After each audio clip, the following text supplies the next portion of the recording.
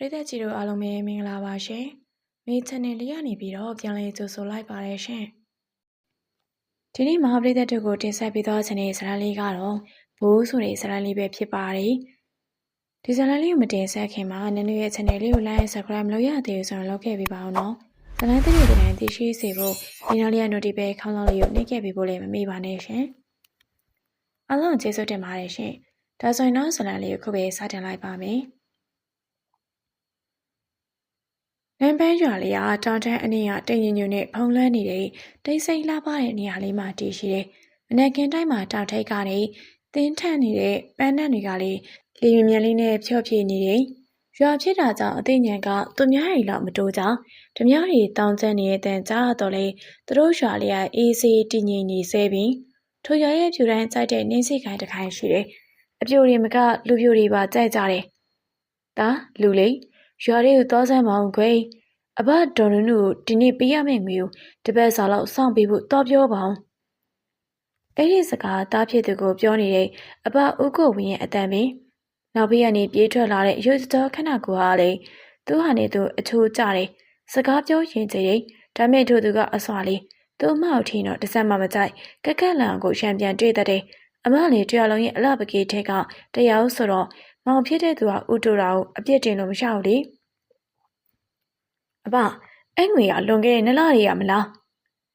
မောင်ထေဝင်းအဘကိုမိခွန်းထုတ်လိုက်တယ်ဒေါ်နုဆိုတာတရားလုံးကိုတိုးပေးစားနေတဲ့သူပြီးတော့စကားပြောရလေတဲ့ချမ်းနေထေဝင်းသွားပါကအသက်တိုးလိုက်မယ်သူဖက်ကယူယူတည်တည်ပြောရင်တော့ဒေါ်နုကစကားချမ်းတွေလာရင်သူပြန်ရိုင်းမိလိုက်မယ်ကဲပါအဘရဲ့တမီပဲသွားလိုက်ပါမယ်အဘသားသွားရင်အကျွေးရှင်ကအိမ်ကိုပါမင်းနဲ့လာရှို့သွားမယ်ဟာအမလေးဗျာတောင်းမှန်တာပဲလောက်တော့မမြခင်ခင်ဗျာသူ့မအကြောင်းသိရကြောင်းသူသားသွားဖို့ကောင်းမော့ဘဝစကြီးကိုပတ်တင်လိုက်တယ်ဒါကမမြခင်နဲ့အမေနဲ့တူတဲ့အချက်ပြင်ရာသီဥတု3ပါးစလုံးကောင်းမော့အမြဲပေါင်းတာတက်တဲ့မမြခင်ထွက်သွားမြင့်အလုံးမှာအမနေုံတောင်းပါလိုက်မယ်အမဖြစ်သူအနောက်ကိုလိုက်လာတဲ့ထေဝင်းကြောင့်အဘရင်မိတယ်ဒီကလေးသူ့မအခုရွယ်ထိဥတုနေတော့ပြီအချိန်တွေကလည်းမြင်လိုက်တာနော်မနေ့တနေ့လိုပဲဒီကလေးနှစ်ယောက်ငယ်ငယ်လေးရှိသေးတာအခုတော့အရွယ်လေးရောက်ကုန်ပြီအဘတပြင်းလင်းချက်ကအကျန်းရည်ခွက်ကိုရှူကတောက်လိုက်တော့တယ်ပြိုးအရင်နုမမြခင်လေဒေါ်နုရဲ့အိမ်ရှိကနေလှမ်းអော်နေကြတာအိမ်ကနှစ်ထပ်ဖြစ်ပြီးတော့ကြီးလဲကြီးတော့အိမ်ရှိကနေပဲပြဲလာအောင်မှနောက်ဘေးကကြားရတယ်ပြိုးအရင်လာပြီဟဲ့လာပြီဒေါ်နုကအိမ်မောနေဆင်းလာတော့တယ်အိမ်ရှိကနေသူမမလာမချင်းအတန်ပြဲနေအော်နေတဲ့သူတွေကရှိနေတာကိုဘာကိစ္စလဲပြောတော့ဒေါ်နုကအိမ်ရှိကိုဖြစ်ပေါ်ထိုင်ကပြောတော့တယ်မမြခင်အဲ့ဒီကိုဖြစ်ပေါ်ထိုင်လိုက်တော့တယ်ထဲဝင်းကတော့အိမ်ဘေးဘီကိုချိန်နေတယ်သူတွေးလိုက်တာကအိမ်ကြီးကနေသူ့ကိုချောင်းနေတဲ့အရေးတော်တို့သမီးရွှေရတီပင်သမီးတို့အဘယူထားတဲ့ပတ်စံလေးပြန်ပေးဖို့တပတ်လောက်စောင့်ပေးပါအောင်လို့လာပြောတာဟုတ်တော့ညီဟာကမလွန်လုံးလားငါ့ကိုညင်းဖြီပြောသွားတော့ကတလပဲဆိုအခု2လတောင်ကြော်နေပြီသိပါတယ်အကြီးရဲ့အိမ်မှာအဆင်မပြေလို့ပါဒီနေ့အဘရဲ့စပားတွေကထွက်အောင်မကောင်းဘူးတော့ဒါကညီတို့ကိစ္စလေးအေးကျုပ်ကတော့ကျုပ်ပတ်စံပဲကျုပ်သိတယ်ထေဝင်းမျက်နှာပြတ်သွားတယ်ပြီးတော့တင်ငယ်စိတ်ဝင်လာတယ်တော့အင်းရဲ့တူရီတော့တားယောက်ကြလေးအခုသူဘာမှမလုပ်နိုင်တော့သူ့မသူများအောက်ကျနေရပြီအပေါ်ထက်ကနေပြေးဆင်းလာတဲ့ရွှေရတီထေဝင်းသူ့ကိုမကြည့်နိုင်ပါသူ့အာရုံနဲ့သူမကြိမ်နဲ့ဘူးသူ့မအဲ့လိုမျိုးသူများပေါ်ခက်ခက်ရတောင်းမဲ့နေရတာမမြခင်လေးအဘောမတက်ပြောပြီးမရပါဒေါ်နုကသူ့ငွေဒီနေ့ပဲပြန်လို့ခြင်းနေဆိုတယ်မမြခင်ကထေဝင်းကိုလဲကပြုံးပြတယ်သူ့မောင်လေးစိတ်ဆင်းရဲမှမလိုလားဘူးရွှေရတီသူ့မိပြီးဝင်ထိုင်ကလက်မအောင်ကက်ကချွန်းတဲ့ကပြောရတယ်အမေရဲ့အမမြခင်တို့လည်းတကယ်အဆင်မပြေလို့နေမှာပါတပတ်လောက်ထပ်ဆောင်ပေးလိုက်ပါညီနဲ့မဆိုင်ဘူးကလေးကလေးလိုနေရွှေရတီကနှကန်းစုကသူ့မိပူချွေးလေတော့တယ်မမေသမီးကိုမချစ်ဘူးလားချစ်ရင်သမီးလိုချင်တာအဖြေစေးပေးလေဒေါ်နုသူ့သမီးရဲ့ချွန်းတဲ့ပုံအောက်မှာသိခံနိုင်မှုမရှိတော့ပေအေးမြခင်ညီဖေကိုပြောလိုက်တပတ်ထပ်ဆောင်ပေးမယ်လို့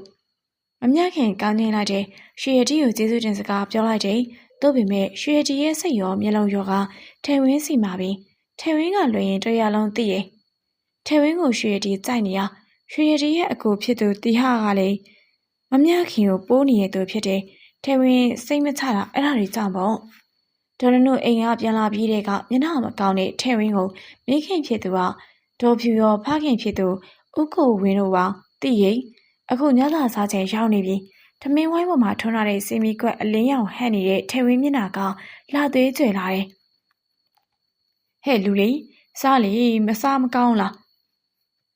မိခင်ဖြစ်သူကမနေနိုင်မထိုင်နဲ့မိရတော့တယ်မျက်နှာကမကောင်းထမင်းပကံနဲ့လက်ကြီးထက်ပြီးမစားဘဲညီနေတာသူမရဲ့သားပင်မဟုတ်ပါဘူးထဲဝင်ဖြန့်ဖြေပုံကစိတ်နဲ့လူမကတ်တဲ့ပုံဒီကလေးပါရီတယောက်တည်းကြိုက်တွေ့နေတယ်မသိလိုက်မိခင်ဖြစ်သူကမမြခင်ကိုဘာဖြစ်တာလဲလို့ပုံစံနဲ့မင်းငေါ့ပြတယ်မမြခင်ကလည်းမသိရကြောင်ခေါင်းခါတယ်ဒါအလုံးလုံးချင်တယ်အေးဖခင်ဖြစ်သူစီကအန်အိုချင်းအတန်ဖြစ်တယ်သူကသူ့သားလေးအလုံးမလုံးစေချင်ပါကလေးပဲရှိသေးတာပြီးတော့ဒီရွယ်မှာ10တန်းကိုနှစ်ကျင်းမအောင်တာငါသားပဲရှိတယ်အဘလက်မခံဘူးလူလေးကငယ်သေးတယ်ဒီရွယ်ကအလုပ်တွေလုပ်မယ်ဆိုရင်အဘလက်မခံဘူးဟာအဘကလေဟမ်လူကြီးပြောရင်နားထောင်လေမောင်လေးရဲ့ထဲဝင်းကဆက်မပြောတော့ဟုတ်ပါတယ်တရင်လုံးကသူ့အငယ်ဆုံးလေးဆိုပြီးခလေးတို့ဆက်ဆံကြတာအမှန်တိုင်းပြောရရင်မကြိုက်ဘူးဒါပေမဲ့ဒီလောက်နေထွေးနေမိသားဆိုတော့နှခပြန်မရတာကြောင့်ကြိုက်တယ်အဘတို့သဘောပါကျွန်းတယ်မင်းတို့လိုပဲထိုင်နေအောင်မလားတမတိုက်ဖို့စဉ်းစားကျုပ်သိတယ်ကျုံမျိုးစီကြနေရရွာမတွေ့သေးဘူးကျွန်းတင်ဆိုတာကမသိရသူမရှိတော့တဲ့ဓမြကောင်ဆောင်ပို့ကျွန်းတယ်ငယ်ရွယ်နဲ့ဓမြကောင်ဆောင်ဖြစ်နေတာငယ်စဉ်လေးကမိဘမင်းဖြစ်တာကြောင့်ရွာသားတွေကိုအရန်မုန်းခဲ့တာအပြစ်မရှိတဲ့သူမိဘတွေကိုရေးရေးဆက်ဆက်တက်ခဲတဲ့သူတွေကိုမုန်းတာသူမျက်စိရှိမှရင်ခေါင်းဖြက်ပြီးတိတ်သွားတဲ့မိဘတွေကိုကြည့်ပြီးစိတ်တရာဖြစ်ခဲ့တယ်ဦးလေးဖြစ်သူကိုမြင့်ထွန်းကသူ့ကိုချီပြီးပြေးခဲ့လို့အခုချိန်မှာအသက်ရှင်နေခဲ့ရတာအရက်ဝမ်းခွဲကတောင်းနေကြတဲ့ဓမြကောင်းဆောင်နဲ့နောက်လိုက်ငယ်သားတွေပြောတာကျွန်းတင်ကကြမ်းတမ်းပေမဲ့သူလောက်ငယ်သားတွေကိုတန်ရောစင်ရှိတယ်သစ္စာရှိတဲ့လောက်ငယ်သားတွေဆိုသူကအမြဲတမ်းဓမြတိုက်ပြီးတိုင်းစုချလေးရှိတယ်သစ္စာဖောက်တွေကတော့အသေးဆုံးနဲ့သိရတာပါပဲဟိုတလောကကျွန်းတင်ရဲ့တငယ်ချင်းအောင်ချမ်းကရွာတယောက်ဓမြတိုက်ရင်မင်းကလေးတက်ကိုချစ်ကြိုက်ပြီးတော့တခါတည်းပါခေါ်လာတဲ့ကောင်မလေးကညင်းနေမြဲပြီးဓမြဆိုတဲ့အတိုင်းရုံမှရတာပေါ့ကောင်မလေးကအစားမစားတာတစ်ပတ်လောက်ရှိတော့အောင်ချမ်းမျက်နှာလေးမကောင်းတော့ခွေရကြီးလှည့်နေထားသလိုဖြစ်နေတယ်ငါ့ကိုအကြံပေးလို့ရမလားကျွန်းနေပါလေကျွန်းနေမျက်ခုံးတစ်ဖက်ပိတ်နေသွားတယ်ဘာအကြံလဲကားဟနီအားအထီအောင်အလွတ်မရတဲ့ကောင်ဘာအကြံနေမိဖို့စဉ်းစားနေရလဲငါပိုင်တိန်ထားတဲ့ကောင်မလေးလေအေးအောင်ချမ်းအရက်ယူကမောတော့ပြလိုက်တယ်လေချောင်းနဲ့ပူပြီးဆင်းသွားတဲ့အရေးတွေကသူစိတ်ပင်ပန်းမှုတွေကိုပျောက်စေတယ်လို့မျိုးသူထမင်းဆောင်ဘယ်လိုလုပ်ရမလဲငါ့ကိုဝိုင်းပြီးစဉ်းစားပြီးပါကျွန်းနေထို့ကဦးမြင့်ထုံကထားရှိတော့တယ်ဒီကောင်ဘေးနဲ့မိန်းမကိုထမင်းဘလို့ကျွေးရမလဲကျွန်းတင်းအောင်ပြီးနေတယ်ဟိုကမိန်းမမပြောနဲ့ချင်မအောင်သူ့နာကက်ခံတာမဟုတ်ဘူးမိန်းမအနဲ့နန်းနေဆိုပဲအောင်ချမ်းကနားမလဲတယ်လို့အကြည့်နဲ့ဦးမြင့်ထုံကိုကြည့်လိုက်တော့မင်းကျွန်းတင်းအကြောင်းမသိရလဲမဟုတ်ဘဲနဲ့ဒီကောင်ကမဆိုရင်ဘယ်မအောင်မှမကင်တွဲနိုင်တာကျွန်းနေမျက်နှာကြီးစပုတ်လာတော့တကယ်ကလေးလိုဘိုးသားဖြစ်နေတာဦးမြင့်ထုံမျက်လုံးထဲမှာကလေးလေးလိုပြီးမယိုးတွေကားထွက်ပြီးအန်ကျိတ်ထားတော့သူဒေါ်လာထွက်နေရပေါ့ဟဲ့ကောင်ထမင်းမဆိုင်ရင်မစားရပါစက်ကိုထိုးလိုက်ကွာကျွန်းနေပြောပြီးဝုံတိုင်းကျဲကထွက်သွားတော့ကျန်တဲ့သူတွေကတော့ပါဆက်ဟောင်းသားထဲဝင်ညဘက်ကြီးကောက်ချောင်းနဲ့နောက်ဘေးပေါက်ကနေခိုးထွက်လာခဲ့တယ်မနက်ကရွှေရတီကသူ့ကိုရွာရှိအောင်ကိုပင်မှာလာတွေ့ပါလို့ပြောတာကြောင့်ပဲထဲဝင်လည်းညင်းမိမဲ့မလာရင်ခုတ်ချက်ချင်းအကျွေးပြန်ပြီးဆိုတာကြောင့်လာခဲ့မယ်လို့ဂရိပေးလိုက်တော့တယ်အခုရွာရှိကကိုပင်စီရောက်တော့သူ့ကိုစောင့်နေတဲ့မင်းကလေးတောက်ရဲ့ပုံသဏ္ဍာန်ကိုတွေ့လိုက်ရတယ်ဒါကြောင့်ချိန်တိုင်းခက်မြင်နေတာတောင်းလိုက်တယ်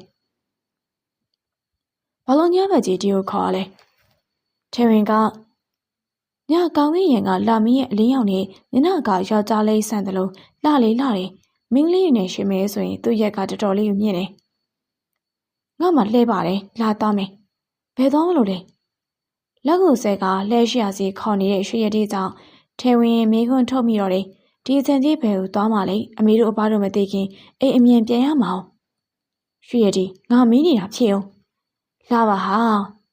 ရွှေရည်အတင်းဆွဲခေါ်ရတော့ပွာသွားတော့တယ်လဲကိုလေရွှေရည်ကိုယ်တိုင်မဲမောင်းနေလဲပေါ်မှာဖောက်ရီအဝေးစားရီထည့်ထားသေးတယ်ဘာလဲခီးထွက်မလို့လား ထဲဝင်းတလလုံးမီးလာပေမဲ့ရွှေရတီကစကားတစ်ခုမှပြန်မပြေရွာလန်းအထွက်ပြီးအတော်အလန့်ဝေးတော့မှငါနင့်ကိုခိုးလာတာဘာလူပြက်တဲ့လမ်းလေကြီးမှာထဲဝင်းတန်ကြီးကထွက်လာတော့တယ်ဟာကဘာကြီးကစောက်ထိုးဖြစ်သွားတယ်လို့ပဲမင်းကလေးဖြစ်သူကယောက်ျားလေးကိုခိုးတယ်ရွှေရတီရွာကိုပြက်မယ်အခုလက်ကိုလက်မရပါဘူးငါနင့်ကိုကြိုက်တယ်လို့ခိုးလာတာတော်သားရွာတွေကဟိုကောင်မမီးတုတ်တော့စံမီးတို့နဲ့နင်ကြိုက်သွားရင်ငါရှင်ကွက်မှာထဲဝင်းဆက်ရှုပ်လို့လဲတော့သေးလိုက်ချင်တော့တယ်ဒီအချိန်ကြီးကမဟုတ်သေးပါဘူးယောက်ျားလေးကမိန်းမကိုခိုးတာတဘာဝမိန်းမယောက်ျားလေးကိုခိုးပြတာတသက်နဲ့တကူမကြောက်ဘူးပါဘူးဘာမှမပြောနဲ့ငါနောက်ကိုလိုက်ရင်လိုက်မဟုတ်ရင်နင့်ဖေရဲ့အကျွေးနှစ်ဆပြန်ပေးရမယ်ထဲဝင်းငြိမ်သွားလေတော့တယ်ဘာမှဆက်မပြောနိုင်တော့မနေ့တောင်ထိုင်နေမလေးသေးဘူးရွာလေးစုညံပွဲလို့ရိုက်နေတာပါဒေါ်နုသူ့သမီးပျောက်သွားလို့ကောင်းမီတောက်နေတော့ရှိသေးတယ်ထဲဝင်းကပါပျောက်နေတဲ့အတန်းတွေထွက်လာခဲ့တယ်ထို့ကြတဲ့ညမှာမျိုးကပြန်လာတဲ့တာတင်တို့အဖေကလမ်းမှာထဲဝင်းနဲ့ရွှေရည်တို့လဲနဲ့ရွာပြင်ထွက်တာတွေ့လိုက်တယ်လို့ပြောလို့ဒေါ်နုထဲဝင်းအိမ်ရှိမှာပွဲသွားကြနေရပြီဟဲ့ညီသားငါသမီးခိုးသွားတာလေအဲ့ဒါညီဘယ်လိုလုပ်ပြီးမလဲငါသမီးငါအပြိုရင်မပြတ်ပဲပြန်လို့ချင်နေနော်ထဲဝင်းမိတော်ဖြိုလဲရှက်ရှက်နဲ့တောင်းပန်နေရတယ်သူမသားကိုသူမရှုံနေဒီကလေးတီတို့တော့လုံးဝမဟုတ်ဘူးအကြောင်းတစ်ခုခုကြောင့်ဖြစ်လိုက်မယ်တောင်းပန်ပါတယ်အရင်တို့ရဲ့သမီးတို့လည်းကလေးတွေမေတ္တာမျှနေကြတာမသိရတကယ်ပါမမျှခင်သူ့မိနဲ့အဖေစားခေါင်းခန့်ပြီးတောင်းပန်နေလေရဲ့သူလည်းသူ့မောင်လေးကိုရှုံနေဒီကလေးကဒီလိုလုပ်မဲ့သူမျိုးမဟုတ်ဘူးငါတော့မသိဘူးငါသမီးအခုပြန်လို့ခြင်းနဲ့အခုချက်ချင်းဒေါ်နုတောင်းချမ်းနေရကြောင်းရွာရဲ့လူကြီးရစားလို့ကာလာသားပိုင်းအစုံတရားဝင်တရားထွက်လိုက်ရှာရတော့တယ်မတွေ့ပါဒေါ်နုသူ့သမီးပြန်မရမချင်းအော်ပြောနေရကိုရမဲပုံမပေါ်ဒေါ်ဖြူလဲရှက်လို့တေးပါတော့မယ်မမြခင်လည်းမတောင်းမဲ့နိုင်တော့လူဆိုတာတေးခံမှုရှိတယ်အတိုင်းအတာတစ်ခုတည်းပဲမမြခင်ပြန်ပြောရင်ပါဆက်စားဖွင့်လိုက်ပေမဲ့မိခင်ဖြစ်သူတားတာကြောင့်မပြောဖြစ်လိုက်ပါအဘတော့ဒေါသထွက်တာရောရှက်တာရောပေါင်းကမနေ့ကအိမ်ကနေထွက်သွားတယ်ကြာလာတော့တာရင်တို့ဖေကအရေးတော်ဖြူတို့အာနာလာရှာတယ်သူတို့ပြောလိုက်လို့အခုလိုတွေဖြစ်တာမလားပြီးတော့သူတို့မြင်လိုက်တာကလဲမောင်းနေရထဲဝင်းမဟုတ်ရွှေရတီသားထဲဝင်းကလည်းလဲမမောင်းတက်သူဖြစ်တယ်ပြီးတော့တရားလုံးကယုံကြည်ရသူဖြစ်တယ်လို့ဒီလိုတော့လုံးဝမဟုတ်အရေးတော်တို့ကျွန်တော်တို့တွေ့ရတော့အရေးတော်တို့သမီးကလဲကိုဥစားပြီးမောင်းသွားတာနော်ဒေါ်တို့တန်တီးကနေဆိုပိတ်သွားတယ်မဖြစ်နိုင်တာသူ့သမီးကသူ့ရဲ့အုတ်ထွေးမျိုးအောက်မှာနေလာတာကြောက်ပြီးထားသလားတော့မှတ်ရတာကြားနေရပဲလေကျွန်တော်တို့အထင်တော့အရေးသမီးကထဲဝင်းကိုခိုးသွားတာနေမှာမဖြစ်နိုင်တာမပြောနဲ့ဒီအယူရတမျိုးဒေါ်နုရှက်ရှက်နဲ့လှည့်ထွက်သွားတယ်မရှုံပါဘူးငါသမီးလောက်လိမ္မာလားငါသမီးပဲရှိတယ်တောင်းရဲအကြာမှာထဲဝင်းနဲ့ရွှေရီတို့ရွာပြန်ရောက်လာကြတယ်ထဲဝင်းကတော့မျက်နှာမကောင်းမှရွှေရီကတော့ပြုံးဖြီးလို့ကလာသားတချို့ကထဲဝင်းနဲ့ရွှေရီတို့တွေ့တာကြောင့်ဒေါ်နုအိမ်ကိုပြေးကတရင်ပြီးတော့တယ်ဒေါ်နုသမီးပြန်လာတာကြားပြီးရနဲ့ရင်ထဲကပူလုံးကြီးကျသွားသလိုနွားလေးကလေးဒေါ်နုတို့အိမ်ရှိမှရက်တန့်သွားတယ်ဒေါ်နုသူ့သမီးကိုပြေးကဘယ်ညာလက်ကတကူလုံးကိုစစ်ပါလီရိဘာတန်ရံမှမတွေ့တာကြောင့်တပြင်းချနိုင်တော့တယ်အိမ်ကြီးကနေပြီးတော့ရွှေရတီအကိုကပြေးထွက်လာခဲ့ကထဲဝင်းကိုလဲဝေါ်နေဆွဲချပြီးထိုးတော့တယ်အရင်တည်းကလေရဲစက်ရဲရှိတဲ့တရားအောင်အတွက်ဒါတွေကရိုးအိနေပြီလူရုံမှာကောင်းငါနှမကိုခိုးသွားတယ်တခိုးကောင်ထဲဝင်းအတွက်တော့ပြင်းထန်တဲ့နာကျင်မှုပဲတခါမှရှင်မဖြစ်ဘူးမိဘတွေကလက်နဲ့ရွှေတာတော့ခံဘူးတာမဟုတ်ဘူးအကိုနင်တာဘာလို့တာလဲဒါငါယောက်ျားနှစ်ယောက်ဖလေဘာတရားအောင်ဒေါသပိုထွက်ကထိုးမယ်တော့ရွှေတယောက်ဥစွာတွန်းချပြလိုက်တဲ့ထဲဝင်းကိုထူပေးတယ်အစင်ပြေရလားယောက်ျားထဲဝင်းကောင်းသာညင်လိုက်တယ်ရွှက်စရာကိစ္စအကြီးတော့ပဲကိုကဘာမှမလုပ်ပဲအထိုးခံရတယ်သူ့ညီမရွာထနေရကိုကသူ့ညီမကို3ရက်အတွင်းလက်နဲ့တောင်ထိခဲ့တာမဟုတ်ဘူးဒေါ်ဖြူနဲ့မမြခင်တို့ကအဲ့ဒီတရင်ကိုကြကြချင်းဒေါ်နုတို့အိမ်ကိုပြေးပါတော့တယ်သူတို့ကလေးပြန်လာပြီးဒေါ်ဖြူခမသူ့သားလေးကိုတွေ့လို့ပြောကားရှိတယ်တရားတွေ့တော့ဝယ်နေရပြန်နေဒါလူလေးရဲ့ဘလို့ဖြစ်တာလဲကွအမေငူရာမြင်တော့လေထဲဝင်စိတ်မကောင်းဒါသူရွှေရီကိုချစ်လို့မဟုတ်ဘူးအဖအတွေးတွေကိုကြည်စေချင်တာတလားနဲ့တက်လာတဲ့အတိုးတွေကရွှေရုံးကားထက်ပိုများလာလို့ဒါဘာမှမဖြစ်ပါဘူးရောက်ခမကြီးရောက်မှာထိုအတန်ကတော့ရွှေရတီကဒေါ်ဖြူနဲ့မမရခင်ကိုဆိုတဲ့စကားပြီးမမရခင်အရင်ကအဲ့ဒီသူလေးကိုညီမလေးတောက်တစ်ပွဲချက်ခဲ့ပူပါတယ် အခုတော့မချစ်တော့တဲ့အပြင်အမြင်ကက်လာတယ်။မမြခင်သူ့မောင်လေးကိုသူ့ဖက်ဆွဲလိုက်လေရဲ့။ရွှေရတီကအလူမကြဟန်နဲ့သူကအလိုက်တဲ့ထိန်ဝင်းလက်ကိုလှုပ်ပေးလိုက်တယ်။မမတို့အိမ်ရောက်ရှင်းပြနော်။ထိန်ရင်ကောင်းချိန်ကသူ့မနဲ့သူ့မိနာကိုလိုက်ဖို့လှုပ်တယ်။ဒီမှာထိန်ဝင်သူများသမီးကိုခိုးပြေးတော့ကပြေးပြီးဘဲရှောင်မှုလှုပ်နေရလေ။အဲ့ဒီအတန်ကြားဟန်နေပြီးထိန်ဝင်းရဲ့စိတ်ဓာတ်တွေကျလာရတယ်။နှစ်ယောက်မရှိတဲ့ဒေါ်နုနုအတန်အရေးရဲ့သမီးကိုမနှက်ပြန်ပြီးလူကြီးတွေခေါ်ပြီးအုံမဲကြော့ပွဲနဲ့တင်တောင်းပြီးအကြိမ်တိုင်းတော့ကျွန်တော်တို့မှဘာပစ္စည်းမှမရှိဘူးသဘောမတူချင်လဲအရေးတို့သဘောပဲ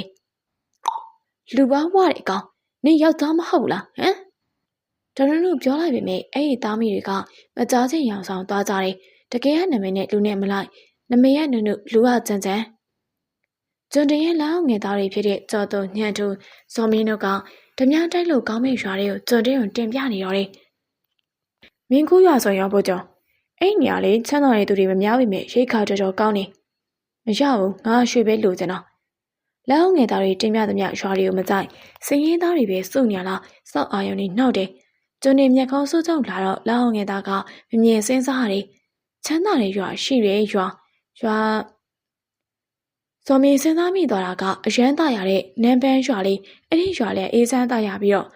ဘယ်တများမှလည်းတော်မတိုက်ကြသေးဘူးဘိုးကျော်နန်းပန်းရွာဆိုရင်အဲ့မှာတော်တော်ချမ်းသာတဲ့မိမကြီးရှိတယ်ကျွန်းတဲ့မျက်ခေါင်းကြီးပြေကျသွားလေတယ်မျက်ခေါင်းတစ်ပတ်ပင့်ကပါဆက်အနေငယ်တွန်းတက်သွားတယ်ဘိုးကျော်စိတ်ဝင်စားလားမနေ့ပြန်အဲ့ဒီရွာကိုဓမြတိုက်မင်းတစ်စက္ကန့်လုံးကပျော်သွားကြတယ်နောက်ဆုံးတော့သူတို့တွေဓမြတိုက်ရတော့မင်းတိုးပေမဲ့ကျွန်းတင်ကညဘက်ခိုးကြောင်ခိုးပဲဓမြမတိုက်တတ်ဘူးမနေ့နေခင်းအချိန်တွေမှာသာတိုက်ရတယ်ထေဝင်းနဲ့အတူရွာတွေကလူသေးသူမာတွေဂရော့ပွဲနဲ့အတူဒေါ်နုနုအိမ်ကိုရောက်လာကြတော့တယ်ဒေါ်နုနုမျက်နှာကမှုန်တုံနေတော့တယ်သူသမီးလေးကိုချမ်းသာတဲ့သူနဲ့ပဲရစေချင်တယ်ဘိုက်ဘူးနေလဲကိစ္စမရှိပါဘူးအရေးကြီးတာငွေပဲလူသေးသူမာတွေနဲ့စကားဖွဲ့ကပြောနေကြတယ်ရွှေတိမျက်နှာဟာပြောမပြတတ်အောင်ပြောနေသလိုပဲထမင်းကတိုက်ပုံအဖြူလေးနဲ့ပစိုးအစိမ်ကွက်လေးဖြင့်တွဲဝင်ထားကယောက်ျားဆန်ဆန်နဲ့စပင်ကိုဖိလိန်ထားတယ်လှလဲလှသေးတယ်မျက်နှာလေးကဘာမှမလိမ့်မီကြည်လင်နေတော့တာအဲ့ဒီအချိန်မှာပဲရွာသားတွေအော်တန်နဲ့တူပြေးလင်ချင်းတနက်တန်ကြားလိုက်ရတယ်အားလုံးလန့်ကတုံလုံးကုန်ကြတယ်ထေဝင်လည်းသူ့မကိုကောက်ွယ်တဲ့အနေနဲ့သူ့ကြောမှာဖက်ထားလိုက်တယ်သူခဏကုန်နဲ့ကောက်ွယ်ပေးထားတာတင်ချောင်းထားတဲ့သူ့တို့သမီးထက်သူ့မပို့ပြီးစိတ်ပူတာအဲ့ဒီချိန်မြင်းပြေးလွှားတဲ့အတန်တွေကဒရနုအိမ်ရှိမှရက်တက်သွားတယ်မျက်နှာပေါ်ပေါ်နဲ့တွေစီထားတဲ့ဓမြတွေကအိမ်ထဲဝင်လာကြတယ်ဓာတ်ရိုက်နဲ့တယောက်ချင်းစီကိုထောက်ထားတယ်တယောက်မှအသက်မထွက်နဲ့ရှိတာအကုန်ထုတ်တနက်ကင်ထားတဲ့သူတွေကြည့်ရတာဓာတ်ကင်ထားတဲ့သူတွေထက်အဆင့်မြင့်မယ်ထင်တယ်သူ့ပေမဲ့6ယောက်ထဲသာထေဝင်ဦးတူတူလေးကြည့်မိရဲ့ထိုချိန်သူ့ကိုဓာတ်ထောက်ထားတဲ့ဓမြပခုံးထုကခေါင်းငုံထားထေဝင်ခေါင်းသာငုံလိုက်တယ်သူ့ကိုပြန်တိုက်ခိုက်နေတဲ့အစွမ်းစားကိုမှမရှိတာဒေါ်ရနုကသူ့မှာရှိသမျှပစ္စည်းတွေကိုထုတ်ပေးနေတယ်အကုန်ပေးပေမဲ့ဘိုးဘွားပိုင်းတောင်းလေဆွဲကြည့်တော့ခြံထားတယ်ကျွန်းနေကြီးကစိတ်မကြည့်တော့သူဒီရက်တံမိုးကြီးရတယ်လိုချင်တာဒါအကုန်မေးလားခေါင်းဆောင်လို့ထင်ရတဲ့သူ့ဘေးကသူမေးလိုက်တယ်ဒေါ်နုကခေါင်းခဏခဏညှိနေဟုတ်ပါတယ်ရှင်ဒါအကုန်ပါပဲရှင်အကုန်ပါကျွန်းနေကြတော့ဒီရွယ်မှာတောင်းလေဆွဲရှိတယ်တော့ပေမဲ့အဲ့ဒီဖွားကြီးကပစ္စည်းထက်တိတ်လောက်ပဲရွေးတာထင်တယ်ကျွန်းရဲ့တနက်ကအဖွားကြီးရဲ့နဖူးတက်တယ်မှာမလောက်ပါနဲ့ရှင်မဖြစ်ပါနဲ့တောင်းမှတ်ပါလေကျုပ်လိုချင်အောင်ဒီရွာရဲ့တံမိုးအကြီးဆုံးတောင်းလေဆွဲကိုလှိုးချင်တယ်ဒေါ်နုရဲ့မျက်လုံးတွေကတိတာတယ်သူ့ပစ္စည်းပေးရမှာကြောက်လို့လိန်ညာမတီမငိမ့်အဲ့ဟာမရှိသိချင်နေပြီထင်တယ်ကျွန်းနေချိန်ထားတဲ့တနက်ကလက်ညှိုးကကွေးလာခဲ့တယ်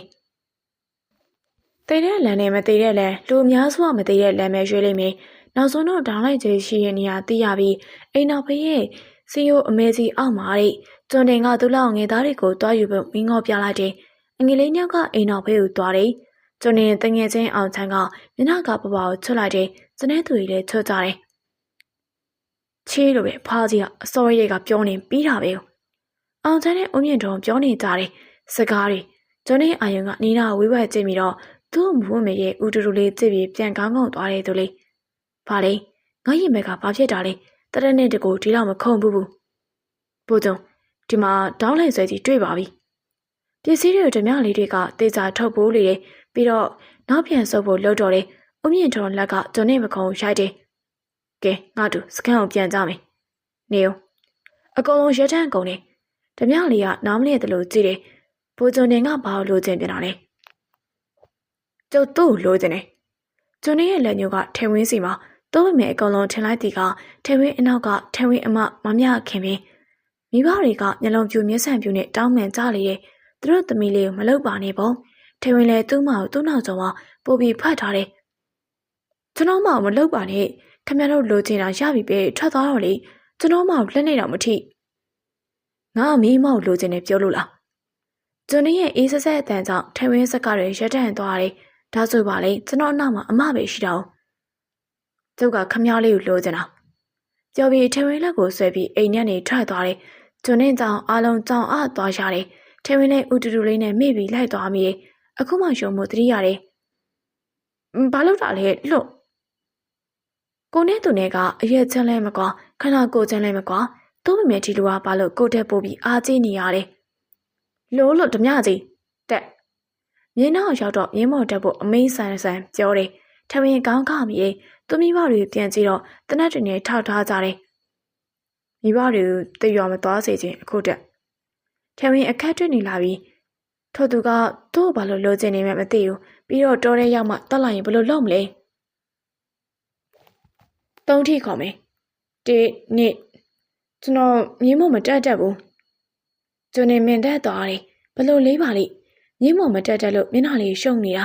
သူမိဘတွေဒါအခုချိန်တည်သွားမယ်ဆိုရင်ငိုလိုက်မဲ့အမျိုးတသက်လုံးချော့လို့ရမှာမဟုတ်တော့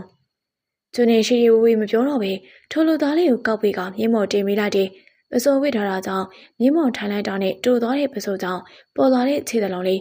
အရင်ကြီးနုဖက်နေရမျိုးမဟုတ်ပေမဲ့လှတယ်ကျွန်နေကန်ကျင်းပြီးတော့ချောမွနေအောင်ကျွန်နေသွားမယ်ကွာကြားတယ်ငါမင်းမောင်တယောက်တည်းထားခဲ့ရတာစိတ်မချအောင်ကျွန်နေတော့အနောက်မြင်းမော်အောင်ချမ်းအော်တန်ပြီးကျွန်နေမြင်းမော်တက်ကကျန်တဲ့ဓမြလေးတွေကိုလည်းကိုပိုင်မြင်းတွေပေါ်တက်ကြတယ်ကျွန်နေနဲ့ထမင်းကမြင်းနှက်ခေါင်လေးရွာလန်တိုင်းထွက်ဖို့မြင်းကျိုးကိုစဆွဲလိုက်တော့တယ်ရွာထွက်လန်တက်လျှောက်တနက်ကိုမိုးပေါ်ထောင်ကစတိုက်ပြက်သွားလေတယ်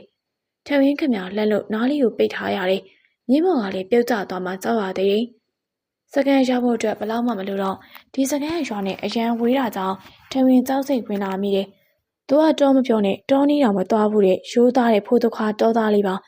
ဘာလို့လဲမိမရမယ်နေပါပြီဓမြသူ့ကိုခေါ်လာတာဘာလို့ဖို့လဲ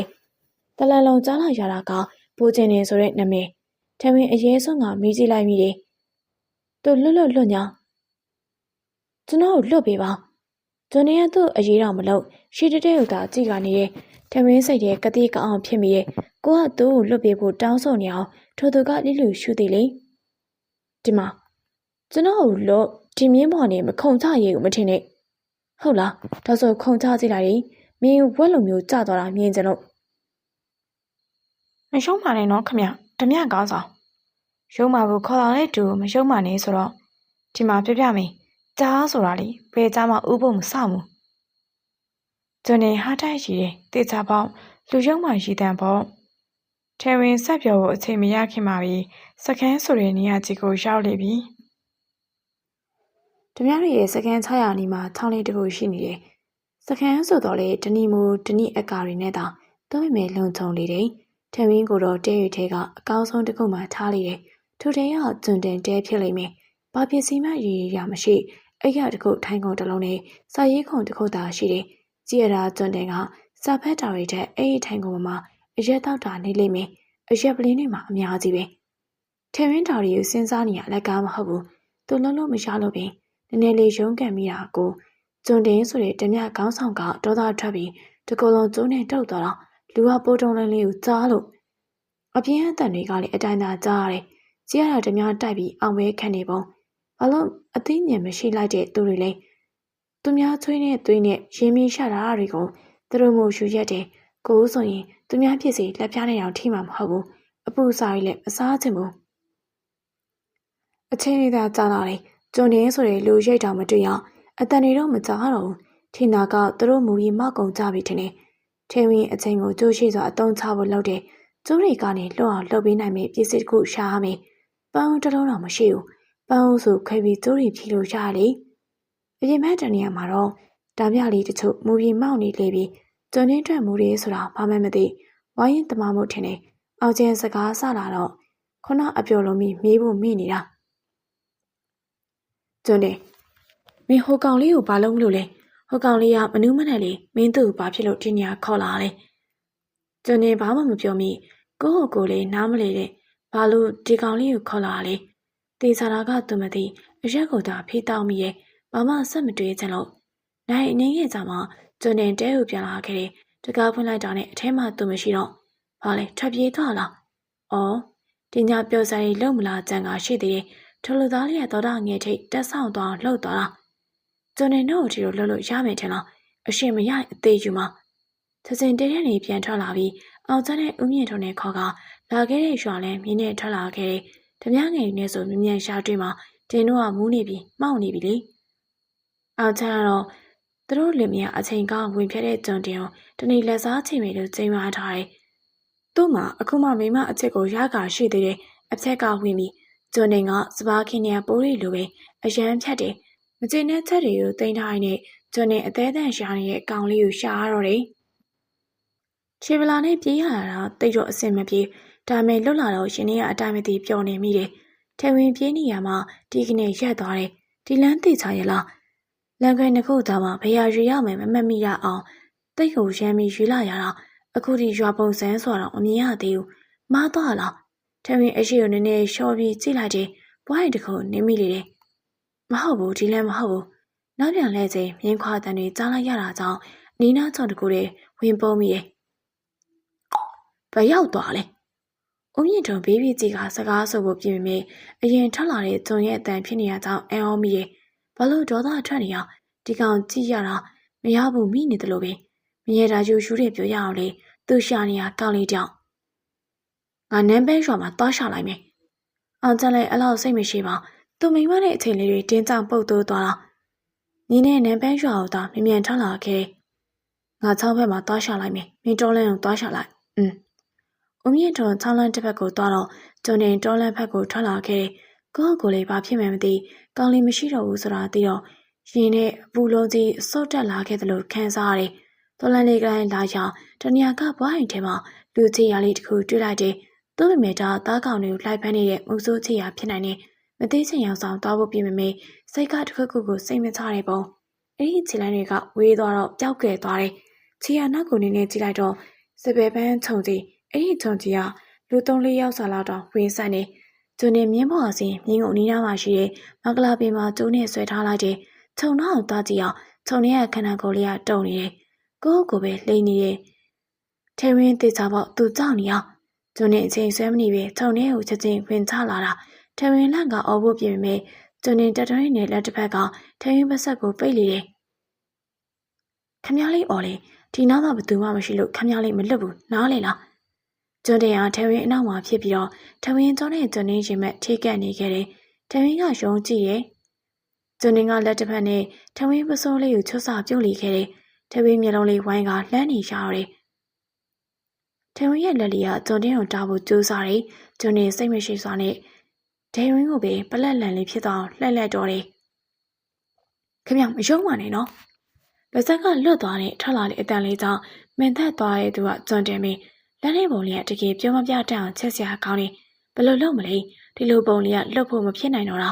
အရွက်ရှိနေတဲ့ကြောင်ထင်းနေဘာမှကိုစိတ်မရှိနေတော့ခမဘာလို့တာလေးလွတ်ပြီပါကျွန်းနေနှခမ်းတွန့်သွားတယ်ချက်စရာလေးထိုလိုသားလေးကဆက်တဲ့ထင်းနေသူ့ရဲ့အတွင်းလေးကိုလက်ကပြီးတော့မျက်လုံးမိတ်ကအော်နေခဲ့တယ်ဘာလို့လဲကြောက်လို့လားအာခမတေချာစဉ်းစားပါကျွန်တော်ရောက်တာလေးမဖြစ်နိုင်ဘူးတမြောက်မှာနားချပြီးတော့မှားလိမ့်ပြီလေခြုံလေးရအကြောင်းမဲ့အတန်တွေထက်ကလှုပ်နေတော့တယ်အထင်းမှရှိတဲ့ယောက်ျားနှစ်ဦးကလည်းအတန်နှင်းငယ်များသာညီကချွေးနဲ့လှုပ်ရှားနေကြတယ်ထဝင်းပါဇက်ပိတ်မရတော့အော်ညင်းနေရင်သာအပြင်ကကြားလာရတယ်ရင်းခွာတန်တွေကြောင့်တဲရောက်လာနေမှန်းသိလိုက်တယ်မဟုတ်ဘူးနေအောင်ထိုးတွေကအောင်ချန်နဲ့ဦးမြင့်ထုံမင်းအောင်ချန်ရှာတွေ့လားမတွေ့ဘူး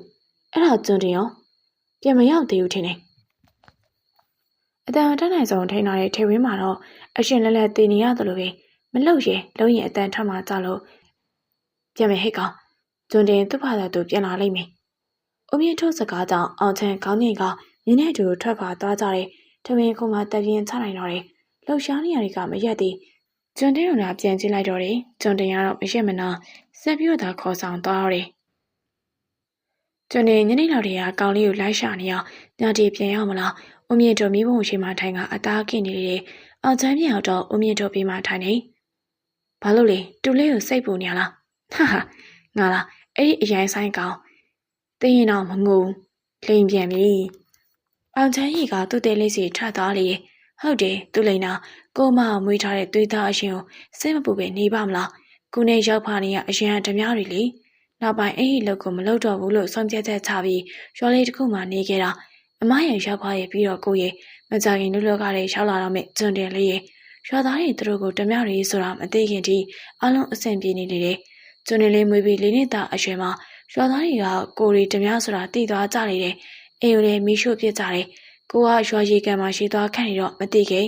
ပြန်ရောက်လာတော့အဲ့ဒီဖြစ်ဖြစ်ချင်းမြင်ခဲ့ရလေတဲ့ဒုတ်ထေတားတွေနဲ့လူအုပ်ကြီးအောင်အမနဲ့ရောက်ဖက်ကိုတက်လို့နေကြပြီကျွန်းနေရတော့ကြောက်ကအိမ်တော်ပြရထွက်မလားထိုချိန်ရွာသားတို့ကသူတို့အိမ်လေးကိုမီးရှို့ဖြစ်လေတဲ့ဦးမြင့်တို့ကျွန်းနေလေးကိုကြီးကတော်လန်တိုင်းပဲပြေးခဲ့တော့တယ်ဓမြအုပ်တစ်ခုနဲ့တွေ့ပြီးတေးပြီးထင်ခဲ့တော့လေအဲ့ဒီဓမြအဖွဲတွေကသူကဦးမြင့်တို့တငယ်ချင်းဖြစ်လေတော့နောက်တစ်ဖန်ဓမြဖြစ်လာခဲ့ခြင်းမင်းအမှန်တမ်းပြောရရင်တို့တော်လေးကိုဓမြမပြည့်စေခြင်းကိုအဲ့ဒီကောင်ကသူ့စကားဆိုနားမထောင်ပါလေသူ့ကို17နှစ်သားတွေကဦးလေးလိုမခေါ်တော့တာအရင်ဆိုင်ကောင်အပြင်မန်းကစိတ်ပူနေတာရှင်နေမှာတော့ညှော်ရတာမောတယ်ကျွန်းတင်မြင်းနဲ့ပြင်ရောက်လာလေသူရင်ငွေထဲမှာအိပ်ပျော်နေတဲ့လူသားလေးပစိုးကတော့သူ့ဖျဲသားလို့ဘဝကုန်းနေပြီးပစိုးကိုရှားသလောက်လေးပြန်ပက်ပေးထားတယ်ဦးမြင့်ထုတ်ကတော့သူကင်ထားတဲ့အသားကိုစားပြီးအရက်ကိုမော့တောက်လိုက်တော့တယ်ပြန်ရောက်ပြီလားကျွန်းတင်မြင်းဝါနေအသားအစင်ကအဲ့လူသားလေးကိုရွရွရပွေးချလိုက်တယ်မြင်းသိမ့်ပြီးအစားလေးကျွေးပြီးဟုတ်ကဲ့ပါအဖေဦးမြင့်ထုတ်စိတ်မရှိစွာပဲပြန်ပြေးလေတယ်သူ့ဆိုခိုင်းမှုပဲသိတဲ့ဒူးမနာသားလေးအရင်လည်းမစဲရင်စိတ်ရင်ကိုမနဲ့ရောက်ပါပဲထီမှာခမရလေဒါလေးလှုပ်ခိုင်းတော့ညခုံးနေတွန့်ချိုးကပြောပြီးတဲတဲဝင်သွားတော့ဦးမြင့်တို့ခုမှတက်ပြင်းချနိုင်တယ်နည်းနည်းကြာနေသူလိုက်ရှာတော့မလို့တဲတဲရောက်တာနဲ့အဲ့လူသားလေးကိုအိပ်ရပေါ်ချပေးလေတယ်အခုသူဘာလို့ရမှာလဲရေချိုးပေးရမှာလားဒါမှမဟုတ်ဝေစားလဲပေးရမှာလားကိုရဲ့ပထမအဦးဆုံးဖြစ်တယ်လို့မျိုးသူ့ရဲ့ပထမဆုံးလေးဖြစ်ချင်ဖြစ်နိုင်တာပဲဒါပေမဲ့မဖြစ်နိုင်ဘူးထို့သူကမိမယူဖို့တော့လှုပ်နေရကိုနဲ့မတွေ့ရင်မိမရနေတော့ပြီအဲ့မိမကိုပြန်ရှာပြီးတက်ပြရမယ်လေပြင်းရင်မောက်ထုတ်လာပြီးသူရေရင်ချိုးဖို့လှုပ်တော့တယ်ပြီးတော့သူကလူပြိုအဲ့ဒီကိစ္စတွေနဲ့တိတ်မရင်းနှီးပေမဲ့အောင်ချမ်းဆိုတဲ့အကောင်ပြောပြလို့သိရတယ်အပေါက်မှန်သမျှအကုန်ထိုးလို့ရတယ်တဲ့ဒါကြောင့်တွေ့တဲ့အပေါက်ကိုလှုပ်ခဲ့လိုက်တာအခုမှတေချာကြည့်မိတာမျက်နှာလေးမှာအညိုကွက်တွေဘာလဲအထိုးခံထားတာလားဘာလို့လဲဘာကြောင့်လဲစိတ်လူမကြောက်မှုတွေထဲမှာတဲပြင်ကိုပြန်ထွက်လာတဲ့ဦးမြင့်တို့ဘေးမှာထိုင်ပြီးစိတ်လူမကြောက်မှုတွေနဲ့မျက်ခုံးတွေတွန်းချပြီးထိုင်နေတယ်ဘာဖြစ်လာလဲကျွန်းတယ်ဟိုကောင်လေးမျက်နှာမှာအထိုးခံရတဲ့အကွက်တွေမင်းခုမှသိရလားကျွန်းနေမျက်ခုံးတွေပို့တွန်းလာတယ်မီးကကားထွက်လာတယ်ခမရဘလို့သိရလဲငါအစားရရဲ့သတိထားမိပါတယ်မိမေအချစ်စိတ်မုံမီမသိတာခမရလေမဟုတ်တော့တယ်မပြောနဲ့ကျုံမကြိုက်ဘူးနေရပြားတွေနေပြီးအဆက်အသေးနေရတူတော်ကြည့်ပြီးဦးမြင့်တို့ရှိတာမရက်နိုင်ချစ်ဖို့ကောင်းလို့နေအော်ဘာလို့နေကျွန်းတင်လေးတောင်အရွယ်ရောက်လာပြီးသူသတိထားမိပါတယ်ကျွန်းတင်ရောအဲ့ဒီကောင်လေးစခေါ်လာတဲ့အကြည့်အပြောတွေကိုသတိထားမိရဲ့ရက်သားမှဆိုလို့မပြောတာအခုတော့အခွင့်ကျွန်တော်ပြောလိုက်ပြီမနေ့ကျရင်နန်းပန်းရွာကိုတွားပြီးစုံစမ်းပြီးဘာလို့လဲဟိုကောင်လေးဘသူအနိုင်ကျင်တာလေးသိကျင်တယ်ဦးမြင့်တို့ဓမြလေးနဲ့တို့နန်းပန်းရွာကိုရောက်လာခဲ့တော်သေးတော့လူပြိုကြီးဖြစ်နေလို့မိမရှိရင်မိမအော်ငေါ့နေမှာရှင်းတို့တခွန်းဆိုတခွန်းပဲလားဆိုပြီး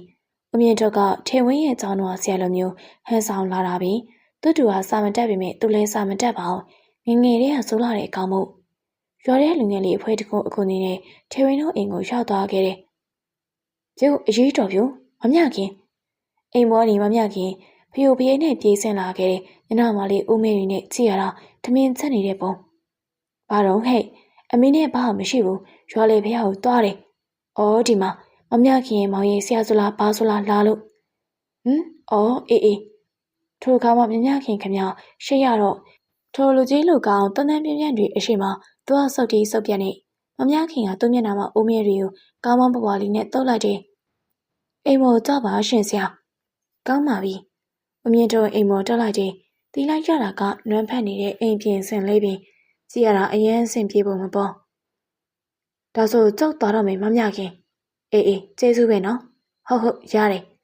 မမြခင်လည်းအိမ်ထဲဝင်ကအကျဉ်းရင်နဲ့ဧည့်သည်တွေကိုဧည့်ခံနေရဲ့သူကော်ဖီဖြော်ပေးမယ်ပြောတော့လေထိုးဆရာကလက်မခံတာကြောင့်မဖြော်တော့ပေအကျဉ်းရည်သာတိုက်ခြင်းပင်ဒီကသားထဲဝင်ရဲ့အမလားဟုတ်ပါတယ်ရှင်ဒါဆိုသားထဲဝင်ရောခောက်ပေးပါလားဆရာသူ့ကိုတွေ့ချင်လို့ဒီကိုမနေလာရတာမမြခင်အတန်ထက်မထက်လားညနာပြတ်သွားတော့ဦးမြင့်ထွန်းသိတယ်ကိုကတဲဥဆောင်နေပြနေတော့ဘာမှရိပ်မိစရာမရှိဘူးဟုတ်မောင်လေးကမရှိဘူးဘယ်သွားလို့လဲကွအော်လူပြပေါစနာဆိုတော့ရွာထဲရှောက်သွားနေရပေါ့ဆရာနားလိုက်ပါလေမဟုတ်ဘူးရှင်ဟေးဘလို့မမြခင်ခင်ဗျပြောရမလားမပြောရဘူးလားဆိုပြီးဝေခွဲမရသူမပြောလဲရွာထဲရောက်လို့အရေးတော်နုံနဲ့ဆရာတို့တွေ့ရင်အဆက်ကွဲမှသေးကြပြီမောင်လေးတို့ဓမြဘူကခေါ်သွားတယ်ဘလို့ဤအမဟာဟုတ်လို့လားယောက်ျားကဘာလို့ဓမြဘူကခေါ်မှလဲစက်တိုက်ထားတဲ့အတိုင်းဓမြလေးညကပါဝင်ပြောတယ်သူတို့သိစင်နဲ့လမ်းကြောင်းပေါ်ဆွဲခေါ်နေခြင်းပင်ငါလိမ့်မလားတကယ်ပါဆိုဓမြဘူလေးကရည်ချင်းစိတ်ကိုထိန်ကမယုံနိုင်တဲ့မျက်နှာပေနဲ့မမြခင်စကားနားထောင်နေရလေအဲ့လိုနဲ့သူတို့သိခဲ့ရတာကဒေါ်နနုဆိုတဲ့အရင်တခါသူတို့ဓမြတိုက်ခဲ့တဲ့မုတ်ဆိုးမသားမိလက်ချက်ပင်ငါတော့မြင်ရောက်နေပြီအဲ့ဒီဖွားကြီးခေါင်းပြက်မှာ